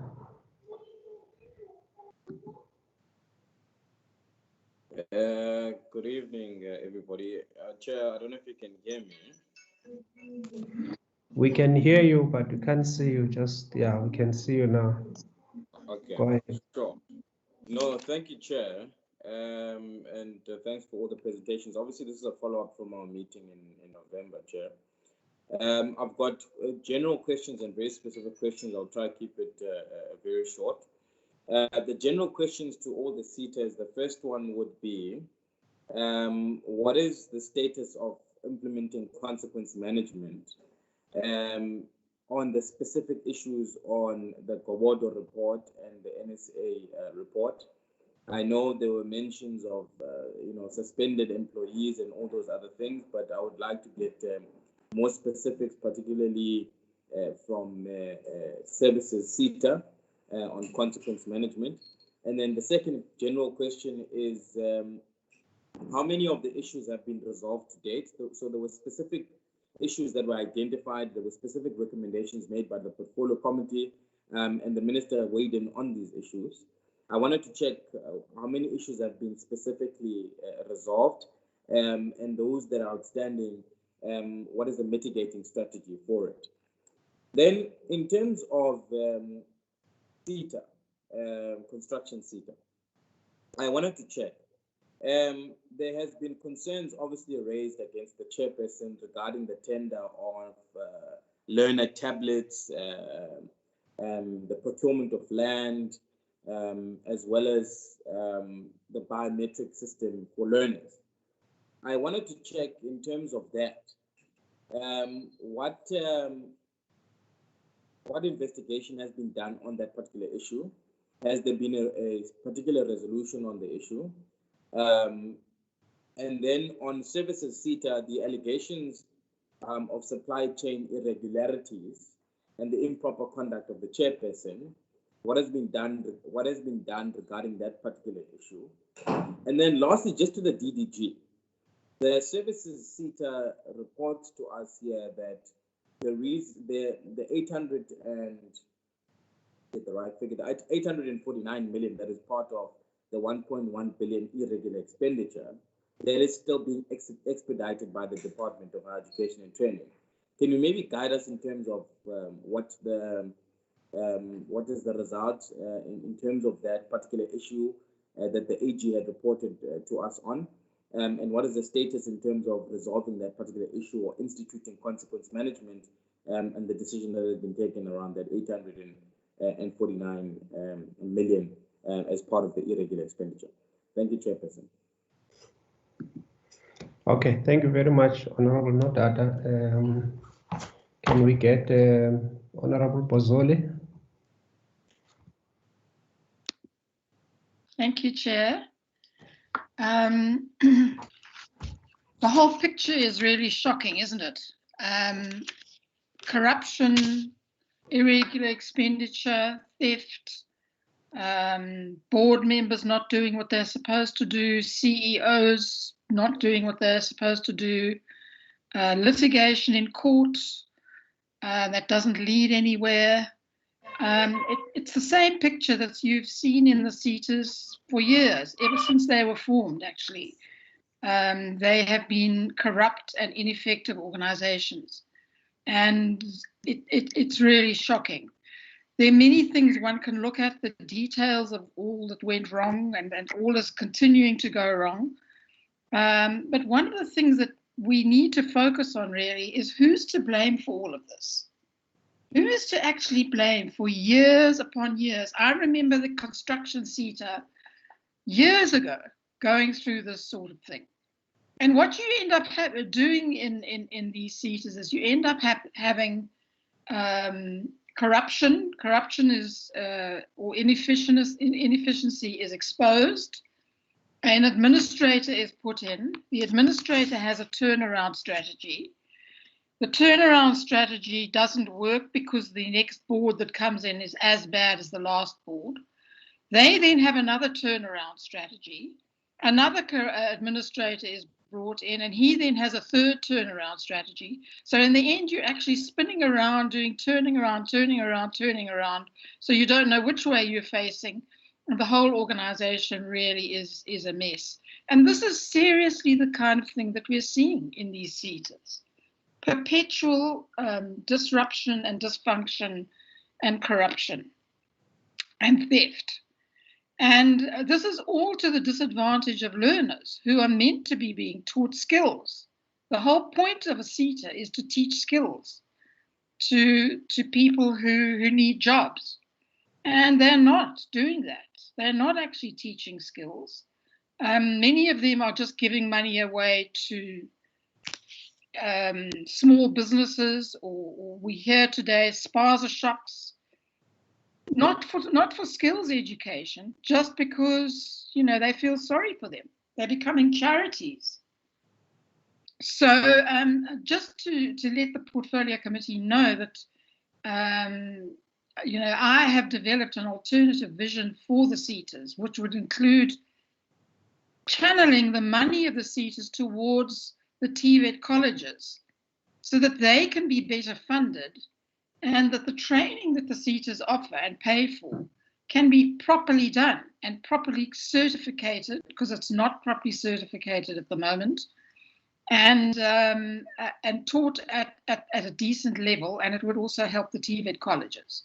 So really going on and on with these failing SETAs seems to me to be a waste of time. But anyway, having said all that, let me just move to the question of who is to blame. Now, often you find somebody who stole is disciplined, and if you're lucky, somebody might actually be taken to court, which is very rare. I don't think people like actually punishing people who've done illegal things.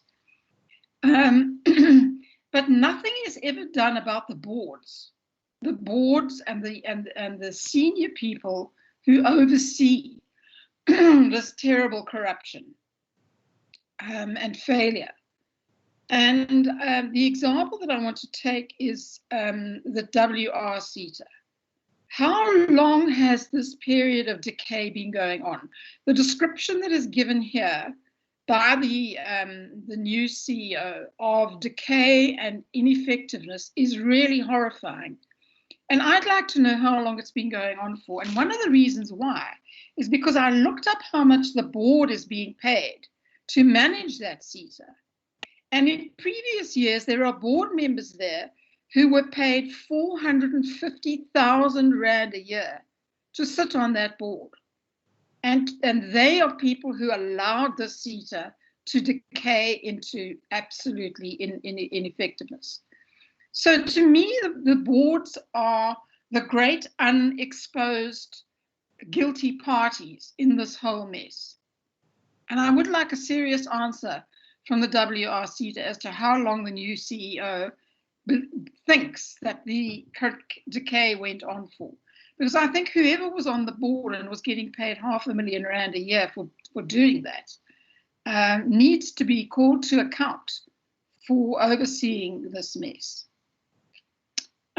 Just to move to the services SETA, can I just say that I found the presentation extremely vague, very rushed, and glossing over the important questions that the portfolio committee asked. The questions are neatly listed at the beginning of the presentation. 5 questions were asked, but to my ear, only one of those questions was actually answered, which was the first one. All the others, we got rushed, garbled answers that didn't seem to me to actually get to the point of the questions. So that 1 point something billion rand that has been irregularly spent, we never really got a sense of what has actually happened to it, and who is actually going to be called to account for it. The WR SETA, I thought we got a very impressive presentation from the new CEO. And please God that he remains and manages to implement all the things that he is trying to implement, many of which are things that should be there in any organization, but they're not there in the WR SETA. And you know, that goes back to my original question of how long was it like that? So I believe that the WR SETA, there is hope for them under new management. But we will have to wait and see. As far as the construction SETA goes, I mean, I've been getting reports about the construction SETA and corruption therein for at least 6 years. Really, this presentation wasn't any more reassuring than those that we had in previous times. What we really were presented with was a picture of the SETA fighting within itself. The unions fighting with the minister, fighting with the administrator, and generally nobody being able to move forward in any way at all. And also, I felt the administrator's presentation really lost us on the detail that he gave us. He gave us 2 slides which were so detailed they were unreadable. So I'm not sure what the point of them was. Was it to impress us that he knew a lot of detail, but we didn't have to worry about it? That's not the way to convince a portfolio committee that what you're doing is really on point and getting there. So the WR SETA, I felt, looked promising. The other 2 SETAs seemed to me to be in as much a mess as they were when we started. And when they were started, which is about 20 years ago now. And I really despair for these organizations. They really are almost beyond hope. Thank you. Thank you, Honorable Pozon. Can we go to Honorable Mkacho? You'll be the last. Thank you very much, Chair. Am I audible? Yes, we can hear you. Just switch on your camera.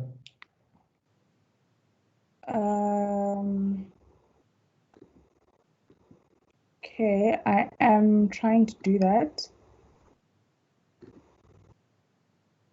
Can you see me?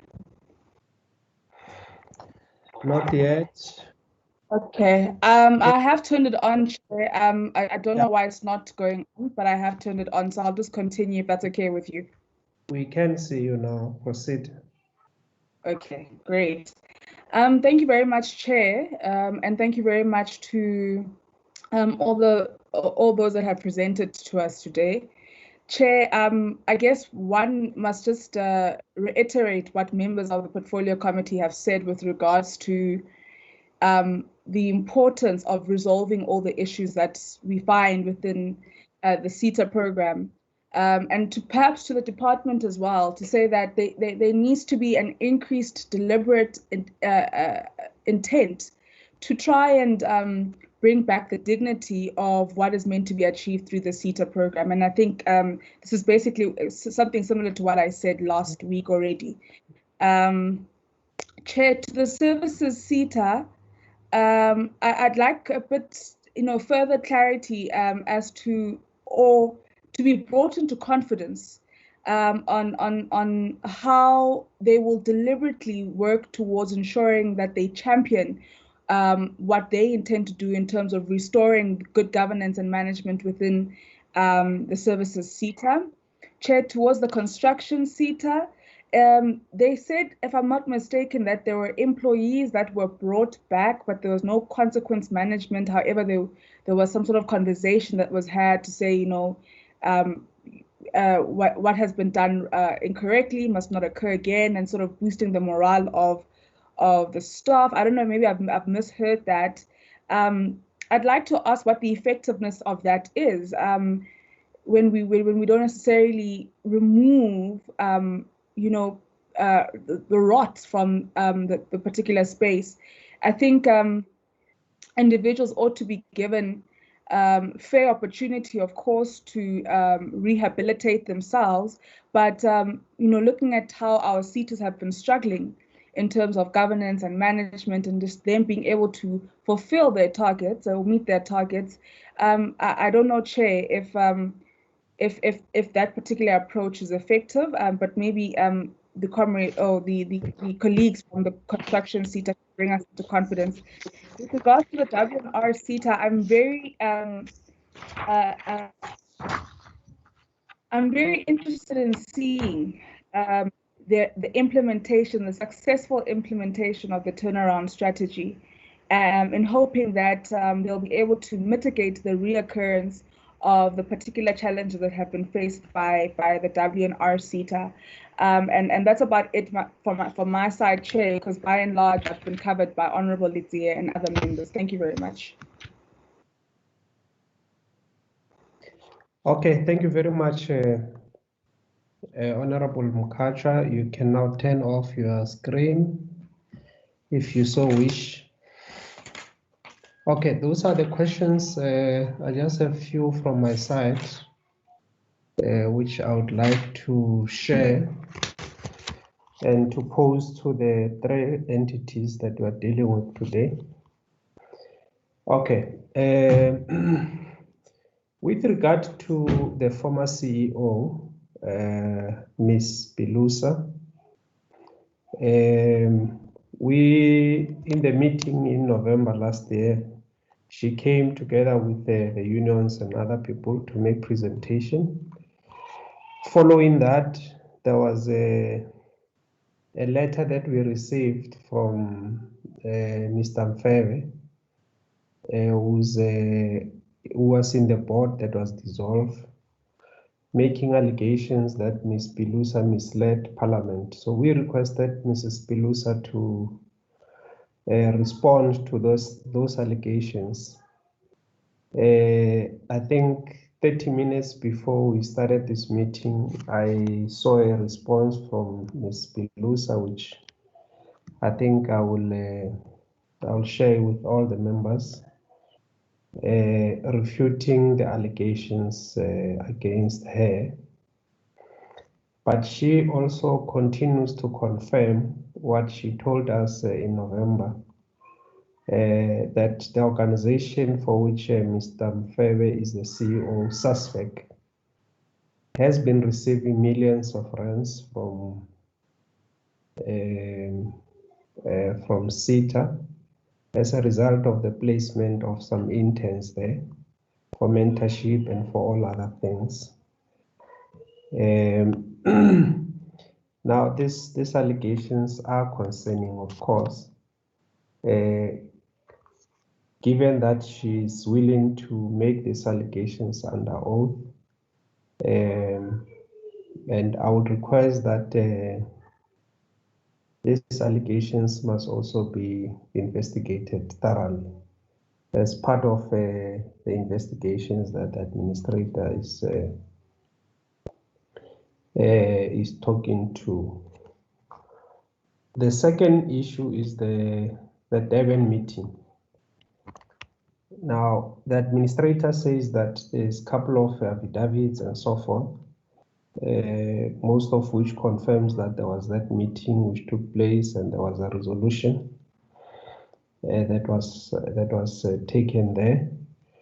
But because some of the matters requires some forensics, some signature experts and so forth, there is an indication that the administrator would want to appoint somebody to investigate. Now, if I may say, this is at the heart of the troubles that are besetting currently the SETA. The issue of the pension contribution, the issue of the salary increase, the 15% salary increase, is directly the result of the Durban meeting. Now, I would like to urge the administrator to make sure that at the top of the agenda of the person to be investigated must be this issue of the Durban meeting. Well, I do accept that probably you need some independent investigation, forensic and so forth. But I can tell you where I'm sitting, you just need certified affidavits by all those who attended that meeting so that they can account for what happened in that meeting. But maybe let's give it the benefit of the doubt and allow that process that the administrator says that there is a need to appoint a forensic investigation to look at that matter so that this matter can just be put to rest. Now, there was a decision that we were told about which caused a lot of consternation in the organization about what do they call it? Stop what and payback, desist and pay, something like that, where just in the middle of discussions that were taking place, the board then decided that the employees' salaries will be deducted to pay back that which the board claims was not due to them. Now, it caused a lot of problems. I would like to find out from the administrator how far is that, whether they're still continuing or they are waiting for the forensic investigation to confirm whether there was no board decision. There was, so what was implemented was a fictitious letter from the CEO, because I can tell you that the unions were very emphatic to say that was a negotiated agreement that they signed with the employer's representative, which was then endorsed by the board. And then all of a sudden, the board just made a U-turn on that. The other issue, I think, is the Gobodo report.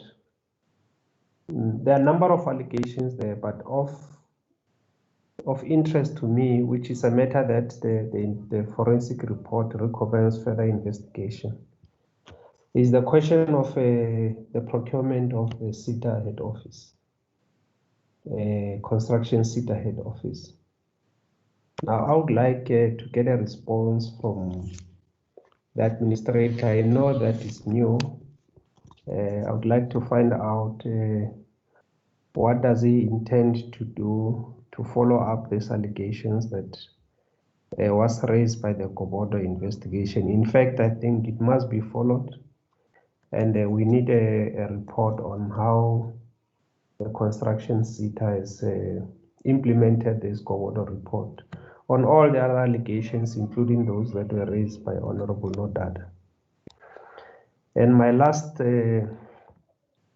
point on construction SETA. Now, in the meeting of the 29th of November, the unions made some very startling allegations there that there are 3 executives who were sort of, call them accomplices, because the board denies that, the former board denies that there was ever that decision, were accomplices in the pension and salary increases. But the others' actions were taken against them. But these 3 executives, there was nothing that was done to them. Instead, there was a 2 million bonus that was paid to this executive. I would like to find out from the CEO, from the administrator, whether he's following up this and what is his findings in as far as that allegation is concerned. And then there was also an allegation by the former CEO as well as the the unions, that there was a law firm that was used there called Bergmans. Now, there are 8 opinions that were issued by Bergmans attorneys, and the allegation is that there's been a revision of the opinion 8 times. Now, I'd like to find out whether that is true or whether that is still a subject of further investigation by the administrator. Now, on the services SETA, I do note that there was an attempt to speak to the issues regarding the allegations which were made on irregularities and irregular expenditure. But I'm still not convinced by those explanations, Chair. The NSA report, which the CEO was also making reference to. Now, it says that there's been irregularities and a massive inflation of the tenders for the construction of the skills academies in Kokstad and in Moteo, and another one, I can't remember which was the other one. And the report recommends that there must be further investigation so that the quantity surveyors can also come in and so forth, so that that matter can be investigated. But it also says that there was a claim that the Minister of Higher Education and Training made a request that there must be an increase in the quantities, whatever, during the construction of those projects. And the NSA says they've not received a letter from the minister as purported. Now, that matter has not been spoken to by the services SETA as part of responding comprehensively to the allegations. Now, I'm a bit worried about the inconsistencies as claimed by Honorable Litsie, that the responses that we received in December are different to the responses that we are receiving today in relation to the issue of qualifications. And I would like that matter be clarified, and if needs be, I think we should have a follow-up where we can then be presented with the evidentiary document which confirms the submissions that have been made today. And lastly, on the WR SETA, I must tell you I'm very worried about the stance that has been taken by the board, whether the new or the previous board, to basically cancel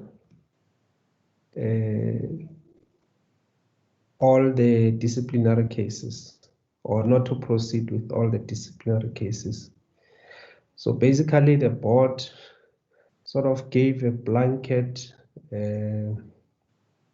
indemnity to all the 76 employees who were mentioned in those forensic reports. I can tell you that I'm extremely worried about that stance for a number of reasons.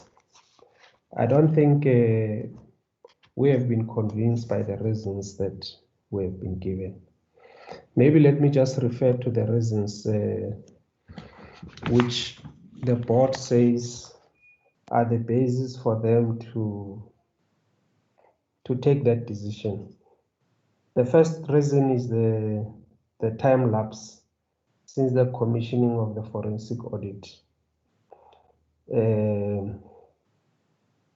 The second one is the principle of justice delay is justice denied, and the issue of double jeopardy. I don't know where double jeopardy comes in, because double jeopardy implies that if somebody has gone through the DC and then you take that person through for the same allegations.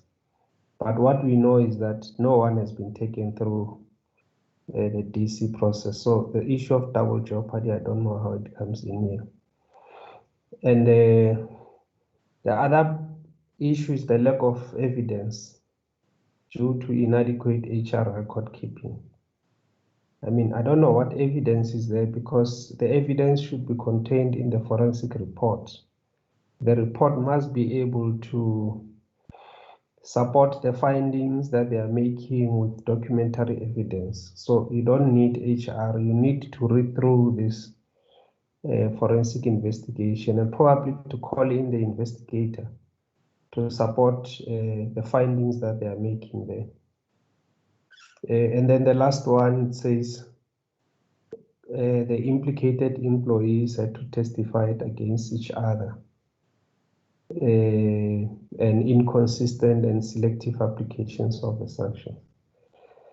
Now, I don't know where could you ever find this kind of presence. You see, the own report of WNR SETA says the total amount which involved this forensic investigation, it's about 196 million. 196 million. Just to be exact, 551,878 rands involved in this forensic investigation. And of the 196 million, only 1.6 million is recoverable. And of this 1.6 million, only 473,000 has been successfully recovered. So we moved from 196 million, we only had 473,000 that has been recovered as a result of malpractice, fraud, and corruption that was happening in the WRC. And you are coming here to tell us that all the employees involved have been given a blanket indemnity. I mean, well, I don't know. This for me is something that it's really unacceptable. And you want to tell me that there is consequence management. There is consequences for wrong things that are happening.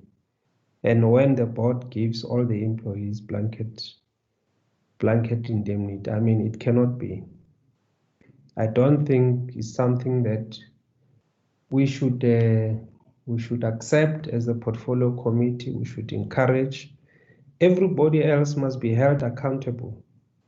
Let the DC pronounce on the guilt or otherwise of all these employees. It cannot be that it must be the board's calling to say, okay, it has been 2 years since you have fingered in this investigation, therefore the time has lapsed and therefore you can be held to account. I mean, that is a very absurd argument. I don't think I will accept that kind of argument.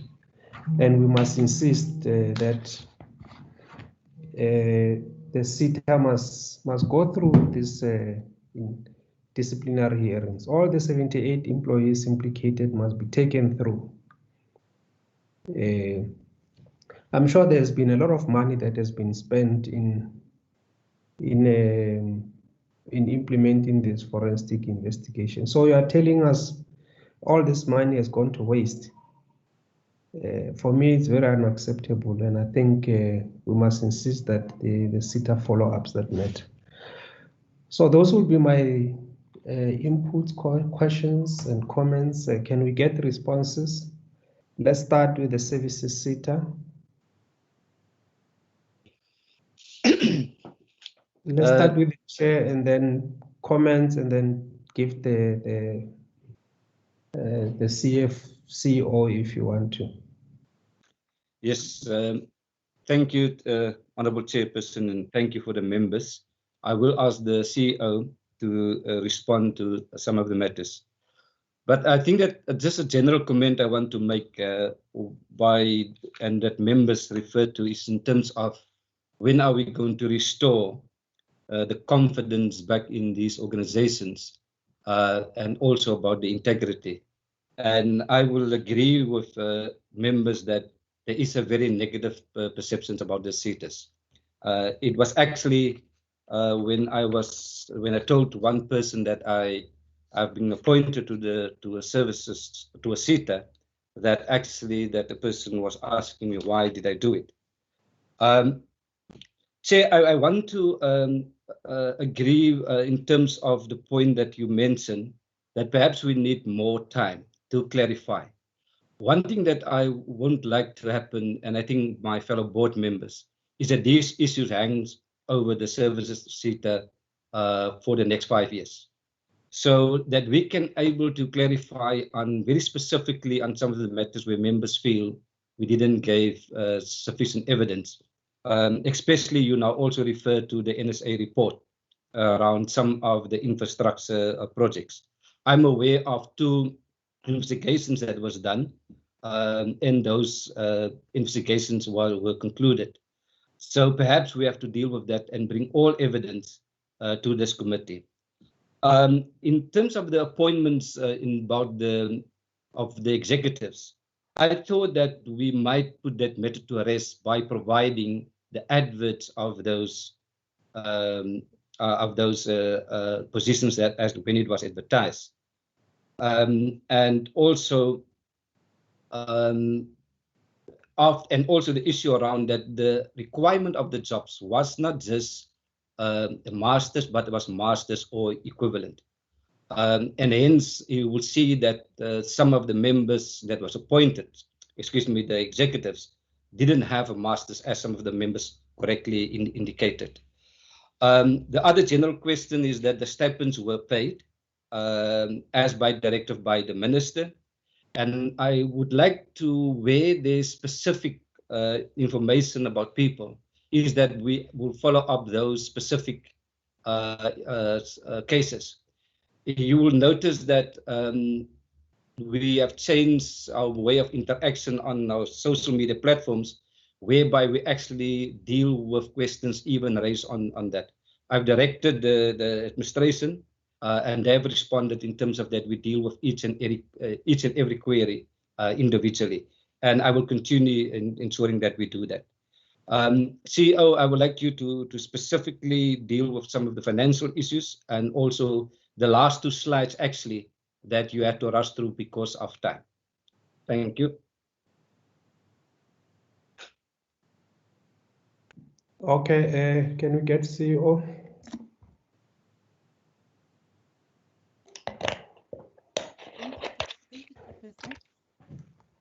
Chairperson, in terms of the qualifications that the chairperson has spoken about, I think we will take direction from the committee as to how we deal with that. But indeed, chairperson, the job requirements adverts, we have them and we will be submitting them so that there could be a comparison, and then we can deal with the committee can direct us on the shortcomings of those and what actions is actually needed on that. Also, Honorable Getza raised an issue on the irregular expenditure, the supply chain regular expenditure and consequences thereof. On the irregular expenditure, Chairperson, I want to say the following. The irregular expenditure, after the lessons we have learned previously and when we interacted with the committee, we did the breakdown as I had presented it. What I wanted to say, Chair, is that the irregular expenditure, as I was presenting, and Honorable Member Notata raised that issue also under his questions, is that regular expenditure is an irregular expenditure that was cumulative for all the years.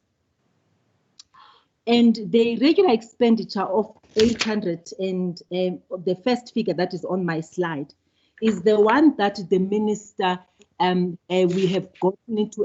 I was mentioned to say we went into after the meetings with the committee, we met with the National Treasury and the AG and the department in one room at the department. We discussed and wanted guidance as to how then we were expected to submit our APP. I must say, Chairperson, that this relates to our submission of the APP and the budgets that normally get approved by the minister. And there were different schools of thoughts and opinions as to how we should have dealt with it, submitted separately, the one from the other. And we said for all the years, we have been submitting budget and the APP at the same time, because the budget that we would normally submit talks to the APP targets that we have to deliver on. But naturally, what had then transpired was that the National Treasury and the AG said they are putting this matter in the hands of the department as the executive authority, as set out in the section of the PFMA. And to date, what has happened is that we know, as a matter of fact, that the minister, our submissions are in the minister's office, and they are going to be approved accordingly. And we await that. That is the information that we got from the department. The second issue, Chairperson, that is on the irregular expenditures is that these irregular expenditures, they are not a result of theft, and the CFO will have to come in and give emphasis. We looked at each and every figure as we had broken it down. The only issue that is a problem there is the last figure, wherein we're saying that litigation is in process, where executives prior to 2013 paid themselves severance packages that were not appropriately approved. And that is the litigation matter that is currently in court. And I want to say that the incumbents that are affected, or the respondents in the matter, they are defending the matter aggressively. And we are also pursuing that matter. And what remains now, everything has happened. What remains was the court date, because a conference has already happened where parties have exchanged and agreed on matters of common cause, but the matter is awaiting a court date for it to be argued. Again, Chairperson, I want to also deal with the issue. There's those amounts of that talk to the contracts, as well as the amounts that talk to the other. I just want to open up the presentation, Chair, if I may, quickly, so that I can make reference to the specific amounts. So, Chair, the 1.5 million, which is contract management, critical services, this is, Chairperson, an irregular expenditure that was incurred again before some of us even joined the SETA. But it was important to investigate. This relates to those contracts that we would call evergreen contracts. And these were two contracts that were, these are entities were assisting the services SETA with two systems, and their information was sitting with them. Those contracts were immediately, when it became aware that there's what is called these evergreen contracts, were immediately terminated. But already there was that amount that was incurred. The second one also, and we approached National Treasury for advices on that score. The second one, which is the 6.1 million, which was a deviation that was denied by the National Treasury. We approached National Treasury on that one, and this is relating to a system as well that had ELENA information. And National Treasury has also advised us as to how we deal with it, and in terms of condonement. The 41 million, I've spoken to it. The 62 million, which I have not spoken to it, this is a result of the grants payment, the mandatory grants that we have had to pay as the services. Now I need to raise this issue, Chairperson. The services SETA has a responsibility to pay these grants. What had happened was that there was an increase in terms of claims, which was not aligned to the budget that the services had approved and set aside for payments of mandatory grants. And this was, the budget was based on the prior year trends, but the CFO advised me that they saw as an increase in the number of claims, and therefore when they had to pay, they had gone over budget. That's what that irregular expenditure is about. Now, consequence management could only be done on one area, and that one area is the one that talks to the 41 million. On the second question that was raised by members, Honorable Member Sibia, on consequence management, I will then, Chairperson, I'm still audible. Yes, I can hear you. Chair, I'm not sure if you see me on the screen now. I think that's my concern. The second issue, Chairperson, is what member, honourable member, Just switch on your video. Okay. Thank you, Chair. The second issue that member Sibia raised is an issue of consequence management. I will now deal with consequence management, Chair, from the point of view of the investigation reports, the two investigation reports that had taken on supply chain. The first big report spoke about, it dealt with investigation in a number of issues that the minister directed that there be investigation on. It then made a reference to say there is a further investigation that must be done on two issues, and these are supply chain management related issues. And that investigation took place. The investigation recommendations, or rather outcomes, Chairperson, identified that the incumbents that are in those positions, when they made the actions that they committed, it became, the report said, it became clear that they were not capacitated to understand the sector, which is relating to fidelity fund certificates for real estate related activities. And it therefore recommended that they be trained and also they be given written warnings, which has happened already. The training has happened and they got the written warnings through the CFO. Member Litzia raised other issues, Chairperson, that are very critical. I must immediately rush, Chairperson, and correct one issue that he has raised, which is the issue of the training on supply chain management. That on the presentation, it says 25th December to the 27th of December 2019. Chairperson, it's an error. I apologize for that profusely. It is actually the 25th to the 27th November 2019. Member Litzia raises an issue on the masters in equivalent, which I think the Chairperson has dealt with that and will seek guidance as to how do we treat that and what is the committee directing us to do. But I want to say the following, Chairperson. Our understanding, and in fact, my understanding of reading, of literature, is that equivalent is 5 years. It's a 3 years degree, a 1 year honors, or a 1 year master's, or any other qualification, which therefore, in the tertiary training space, I understand it to be 5 years to 6 years training that an incumbent would have had to go through. But we will also take guidance from the committee as to how do we deal with that. There's a second issue on how far are we in implementing the NSA recommendations. I will respond, Chairperson, on this issue and try to touch on quite a number of elements that talks and directs us to the NSA. And my response, Chairperson, is in the following manner. The NSA report, Chair, was commissioned by the minister. And on the minister commissioning the report, she sent the report to the services SETA and directed the services SETA chairperson to respond to the NSA report findings. The chairperson of the services SETA and the Hair Accounting Authority responded to the minister in terms of the NSA findings. It then became very clear that on the 7th of January 2019, when the minister had in front of her the NSA report as well as the services SETA responses, she directed the services SETA in a letter and said to the services SETA, I want you to respond to the following issues.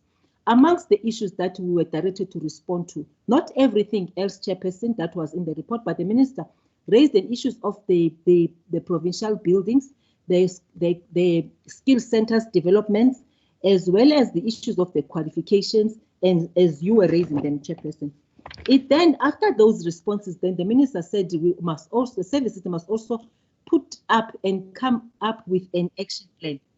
And that action plan was submitted to the minister accordingly, and the action plan has been implemented in its entirety.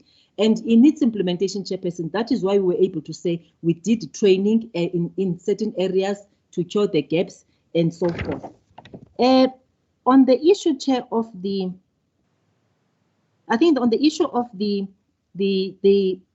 general feeling from the learners since they moved in-house, Chairperson, indeed, the termination of the Grace and Read contract came, and it had to happen because we had complaints from our learners, and we also were not finding each other to respond to the issues that the learners were raising. The learners continue, Chairperson. We see a rise on the learners' complaints now that the minister directed us to pay stipends during the lockdown. And we follow them, as the Chairperson was saying. And the complaints that the learners are saying is that what we are finding, Chairperson, is that Service SETA has two streams of payments. The artisanal related trades, we pay our host employers directly so that they can pay the learners. And then the other stream is where we are paying directly as the services sit. What we are finding, Chairperson, is that there are legitimate cases where learners would be short paid or learners would not be paid because they did not attend. But we find instances where learners would have not attended class and they would come back and say they want payments, they are still within the program. And when we investigate, we find that the learner dropped some time ago in the program. I want to raise those issues, Chairperson, amongst other issues in as far as they relate to the learner stipends. There is an issue, Chairperson, that relates to the appointment of the stipend management unit that Honorable Member Letsie raised. And the CFO will talk to that, but in detail. But in as far as I know, is that we had used the labor brokerage because we were looking for certain expertise in the payment system. But also we were looking for certain credentials to say that people, because they were going to be handling financial related matters, we wanted certain clearances and we did not want to take certain responsibilities as the organization. But the CFO will deal with that, Chairperson. And in terms of the Honorable Nodada's questions on consequence management, the NSA report, I think I've dealt with that, Chair. I will deal with any other matter that comes out of that if I have not dealt with it. On the mitigation, again, Chair, it's those issues that I was presenting to say that we've included training for our staff members that are in the supply chain,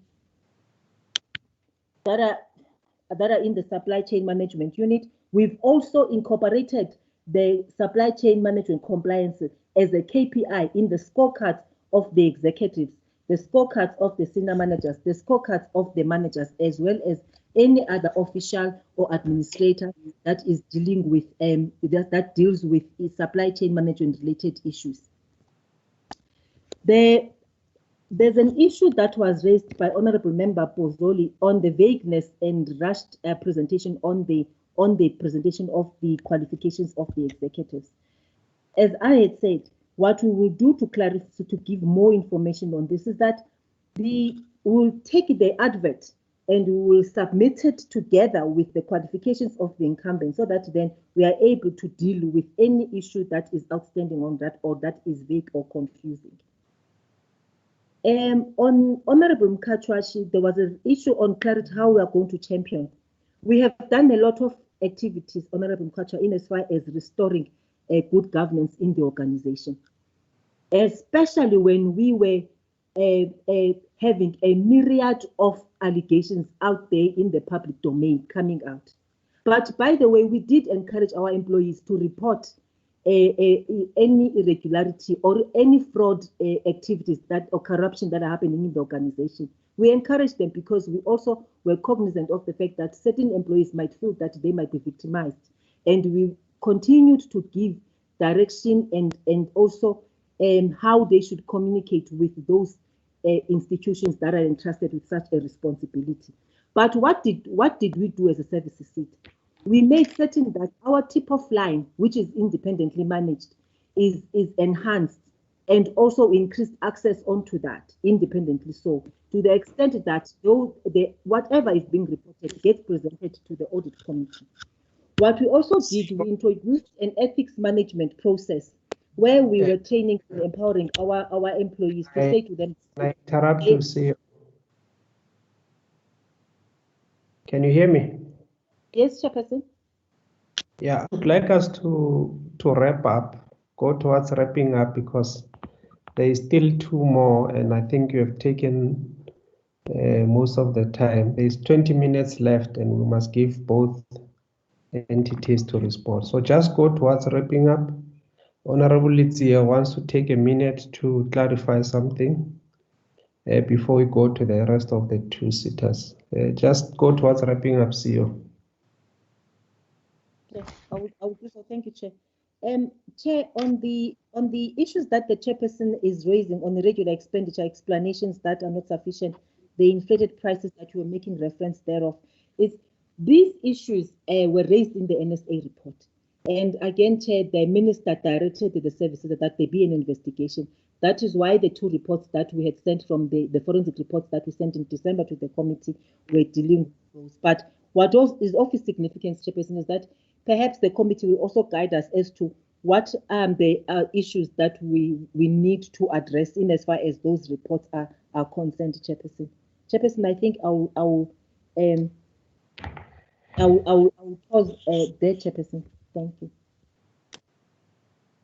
Okay, Honorable Litsi, you wanted to clarify something on the qualifications. Yes, Chairperson, thank you very much for allowing me the opportunity. I think I just want to clarify something. I heard both the CEO and the Chairperson saying the advert was saying masters or equivalent. The equivalent here, Chairperson, is referred to as per SAQA NQF level framework. So the NQF, the equivalent will be level 9. The master's degree is level 9 or equivalent. So I still stand by my point earlier on that it means all other except the last one that did not meet the academic requirements. Thank you. Okay. All right, thank you. I think the chair has already indicated that we might have to have a follow-up, have more time to follow up, because I think there are two issues that requires much more substantiation, which is the issue of qualifications. As the CEO says, they will present what was in the advert and then the incumbent at the time of the appointment. So for now, we don't have that information. So I think it's an issue for further engagement, as well as the NSA report and what was done about it, the allegations, how were they handled, and so forth. So that maybe, maybe the organization can just give us a chronology of events. This is what happened after the NSA. This is what the minister has done. This is what we did, and all of that. And what is the current situation? And so they will also, come up with the issues that Honorable Litsi is raising. The advert, the equivalent, and what is the incumbent holding. Because we have not seen those adverts now, it's just the responses. I think that would be the way forward for services SETA. Can we go to, is it WNR SETA?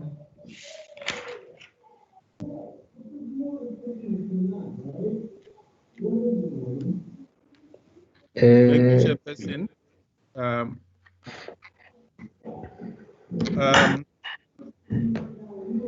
Firstly, thank you for the questions that have been raised by the honorable members. The CEO will cover most of the questions that have asked. The question that I would like to just respond to is the question that was raised by the Honorable Chairperson and also Honorable Sibia, and that is around the the action that was taken on the 78 employees. I know probably the way we've actually structured the conclusion in our presentation, we did not give a lot of details into what actually led to that part of conclusion. And I think what also I do just want to highlight, and possibly the CEO can probably, even as a follow-up, give a breakdown. When we talk about the regular expenditure of 196 million and only 1.6 million is categorized for recovery. And this is really because the majority of those regular expenditures were really due to not following processes and not following the correct delegation of authority framework versus actually corruption.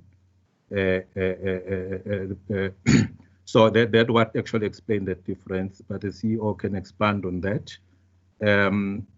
So the monies did actually go to the right beneficiaries, but the processes in terms of compliance were not quite followed.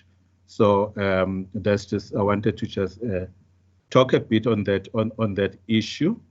And then also maybe before I also just give a detailed response on the employees, Honorable Wholesale, I think, touched on the issue of, monies going to SMMEs, and are those monies also used for the skills? The CEO will actually expand on how that is actually being implemented, because we've got an SMME capacitation program, which is got the built-in on skills on that. And I hope that there will be enough time, though, to do that.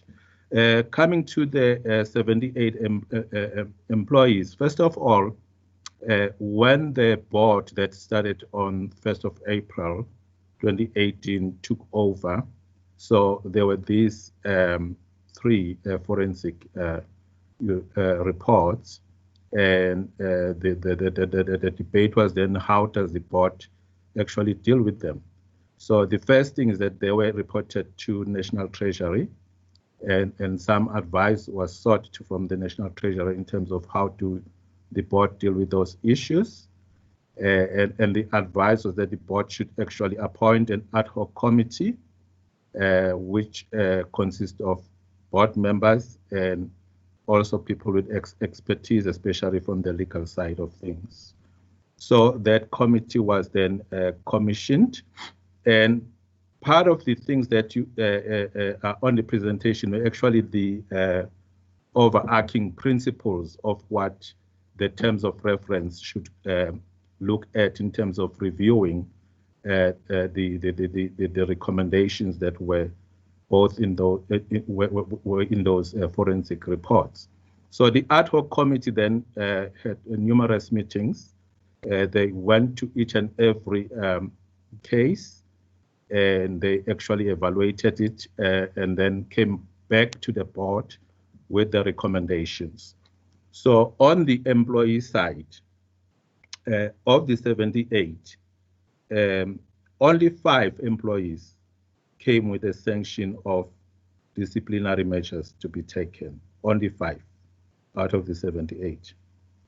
And then the 24, the recommendations were give a verbal to written warning.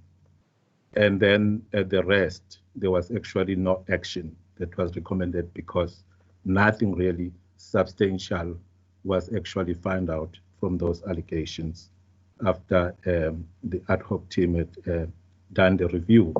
So it's basically here we're talking about these 5 employees who were supposed to be disciplined. But then there were complications, Honorable Chairperson, in that, for example, of the 5, some of the people in this 5, they were part of the first group that was suspended by the board based on this forensic investigations. And then while the disciplinary measures were taking place, and then the board was suspended. So then the administrator came in, and then the administrator then actually did some hearings and actually issued some sanctions. I don't want to go to the details of whether those actually followed the LRA or not, but they were done. Can I interject there? Yes. Chairperson? Maybe what we should do, Chair, is what you are saying, that what you are reporting now, maybe you should put it down in writing so that we can have a much more detailed engagement. Because our request was to say what actions has been taken by the WNR SETA to implement the recommendation in the forensic report. Now, the presentation says the board took a decision to stop all the cases. It's different from what you are saying now. What you are saying is that there was action taken against the 78 employees. Now, I think that maybe let's have another opportunity where we can further engage on this matter. And in that further engagement, I would like to get the findings and the recommendation from each of those forensic investigations. What did they say? And what were the recommendations? And which employee were involved or affected by that? For each of all that, and then you can tell us what have you done about each of those recommendations. Because now, as it is, you see, the presentation, although is forward-looking, which is quite good about the turnaround strategy, but it does not address the fundamentals of what we asked from yourself to say, what have you done about this forensics? Because you can't commission the forensic investigation and not do anything about it. And that's the gist of what we wanted from you. So I think maybe let's just end it at this one. Because there will be a further engagement, there is no need for the CEO now to clarify other things. He can clarify it in the actual report, if you don't mind. Oh, that's fine, Chair. No problem. Okay. Thank you very much. Can we get construction SETA? Thank you very much. As you come in, Administrator, let's just ask all the participants to switch their cameras if they are not on the floor. Okay, over to you, Administrator. Thank you very much. Can I just dispense with some of the easy ones first, Chair? The questions that Honorable Letier asked and the rumors. Let me start with the rumor. The rumor is false, Chairperson, and I think is malicious. I have never owned a company called Ndumba and Associates. I have got absolutely nothing to do with them. In fact, Ndumba and Associates were internal auditors by the time that I was appointed the administrator there. And their contract ended on the 31st of March. So that is absolutely not true, Mr. Chair. I have got nothing to do with Ndumba and Associates. Chairperson, can I just say that I would share with the committee the terms of reference for the forensic investigations that we are planning, so that you have got a complete view of what it is that is going to be investigated.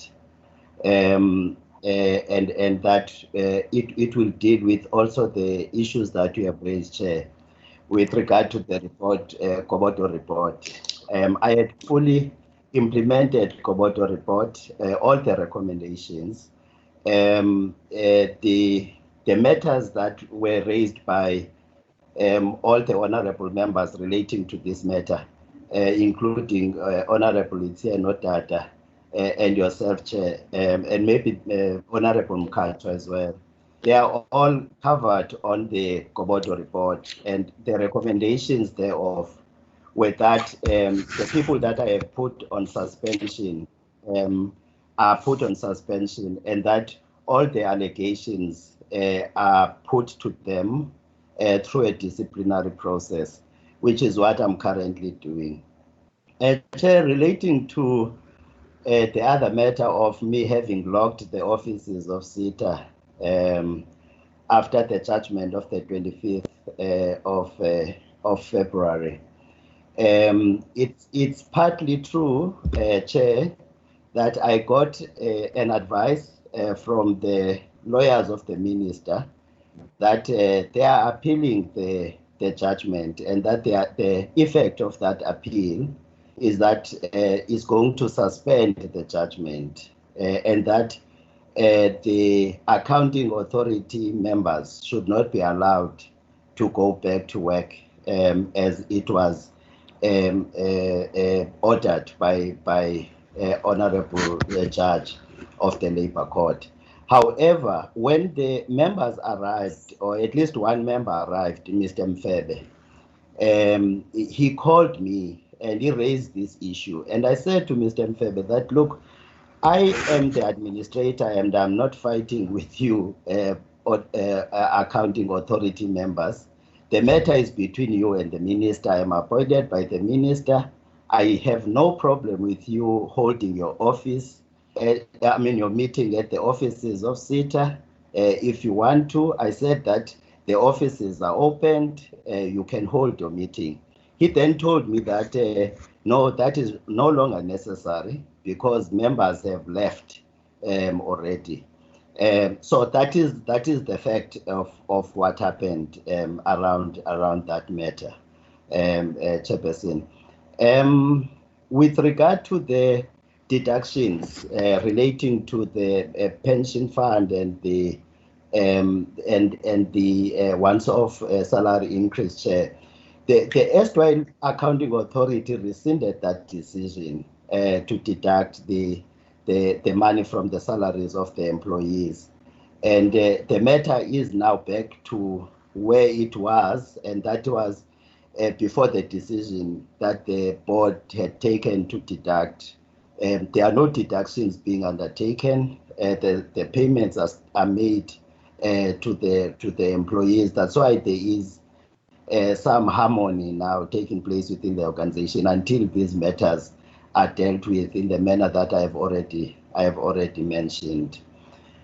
Chair, I'm not aware of the executives that are said to have been accomplices on the matter, because when I got there, there was only one executive, which was the CFO.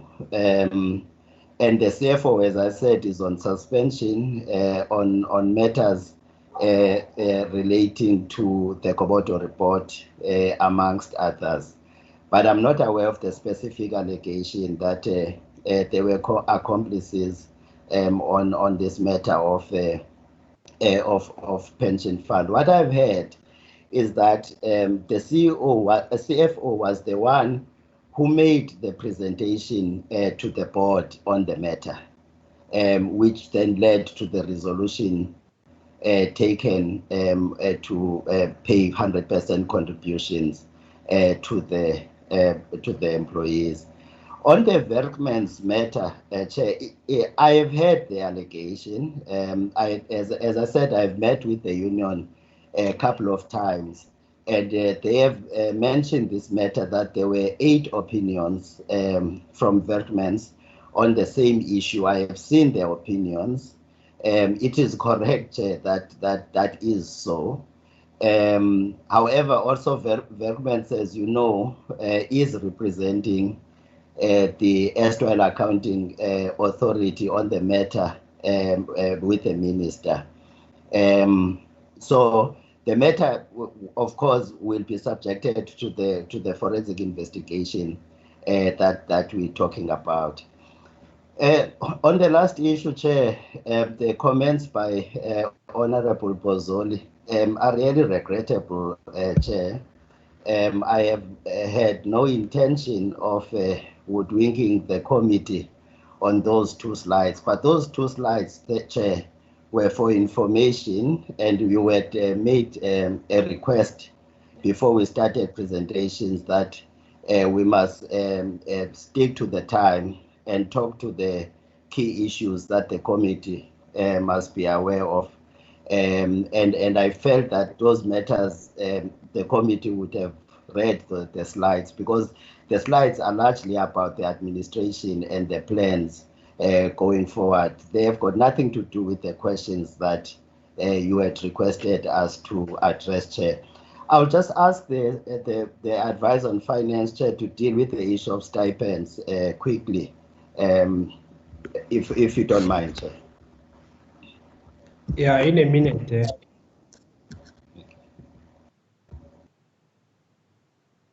Just unmute yourself. Good evening, Honorable Chair and honorable members and the colleagues. quickly to deal with the issue of SAWIC and the payment of stipend.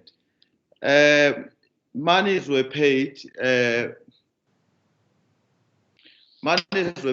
to TSK to deal with the stipends of SAWIC as per the arrangement between TSK and SAWIC. However, I must indicate that those were only paid in April. We had a backlog that comes from September when there was a go slow in the organization. After that, we started dealing with the backlog, and then there were those glitches that the administrator has referred to, where the court back and forth kept bringing us in and out. So as soon as we were able to stabilize, we started paying. So we've been receiving complaints that there have been delays with some entities from paying stipends over to other entities or to the interns. We've been dealing with that. We've received this complaint relating to SAWIC yesterday. Today, we were not able to get hold of TSK to get to understand why they are not paying over the monies. We will follow up, Chair. Thank you. Okay, thank you very much for that. I think with regard to construction SETA, we will welcome, please share with us the terms of reference for the forensic investigation that will be undertaken, so that if possible, members may want to suggest other areas of that must be looked into, in addition to the areas that would have been prescribed that must be investigated. And we will monitor the case between the SWIL board, accounting authorities, and the minister. And I think at an appropriate time, we will ask that the minister must come and brief us, because that briefing will be relevant, that it must be presented by the minister on the reasons why the board was placed under administration. I must say that in my closing comments on the 29th, I did express a view that the board was not very responsive in how it was dealing with us. The chairperson of the board, the first time we wanted to meet with the board, gave us a sort of a middle finger until we insisted that he comes. Even when he came there, he was not very clear on the issues. And it was clear that, you know, the board was becoming very obstructive to the functioning of the organization, and the environment was not fine there. That's why the view that I expressed was that this board is not assisting that organization. But of course, the minister will then come and explain to us on the reasons why the board was disbanded after the matter has been ventilated in court. For now, there's no appetite. I don't think we should have an appetite to enter that, because the matters are still sub judice. So as soon as they are finalized, we can then come back and then engage with the minister on construction SETA. But the two other entities, I think we will then resolve, as we have already explained, that there is a need for a follow-up engagement with both of them on the issues that you have identified. My appeal is that when you receive a request from us to say, please brief us on this, focus on that primarily. And then after that, you can share with us whatever that you think that you need to share with us, but respond to the questions that we're posing. Don't wait until you come here and we make follow-up questions and then you then get into the actual issues. So please be open with us. You must be forthcoming and respond to the issues that we are asking for. But otherwise, we have had a 3-hour-long and a very robust engagement with all the entities. We're doing all of these things in the name of the constitutional injunction to ourselves that we must hold the executive to account and all public bodies. So this is what we have been mandated by the Constitution to do. So we're not targeting anybody. We're simply just doing our work. And this work of oversight and accountability sometimes can be very irritating to those against whom this oversight is exercised. So please bear with us. We're simply just doing our work. But otherwise, thank you very much. Our wish is that the SETAs must turn the corner. They must help us collectively change the perception that is out there that these entities are not being managed properly.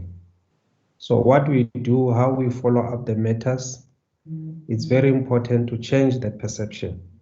So we're coming from that angle. But otherwise, thank you very much, honorable members and all the entities. As I said, the meeting on Friday, it looks like it's not going to take place. So we're trying now to schedule it to the following week on Tuesday.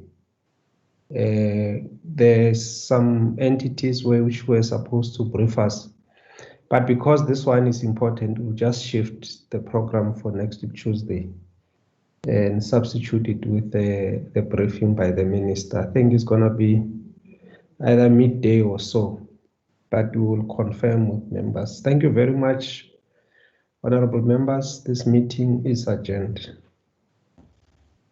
Thank you, Siyabonga, Thank you, Chairperson. Chair. Thank you, Chair. Goodbye. Thank you, hey, Chairperson. Thank you. Bye. hey, Boshoff, you've been here all along. Thank you, Chair. Thank you. Hey, Boshoff. Boshoff.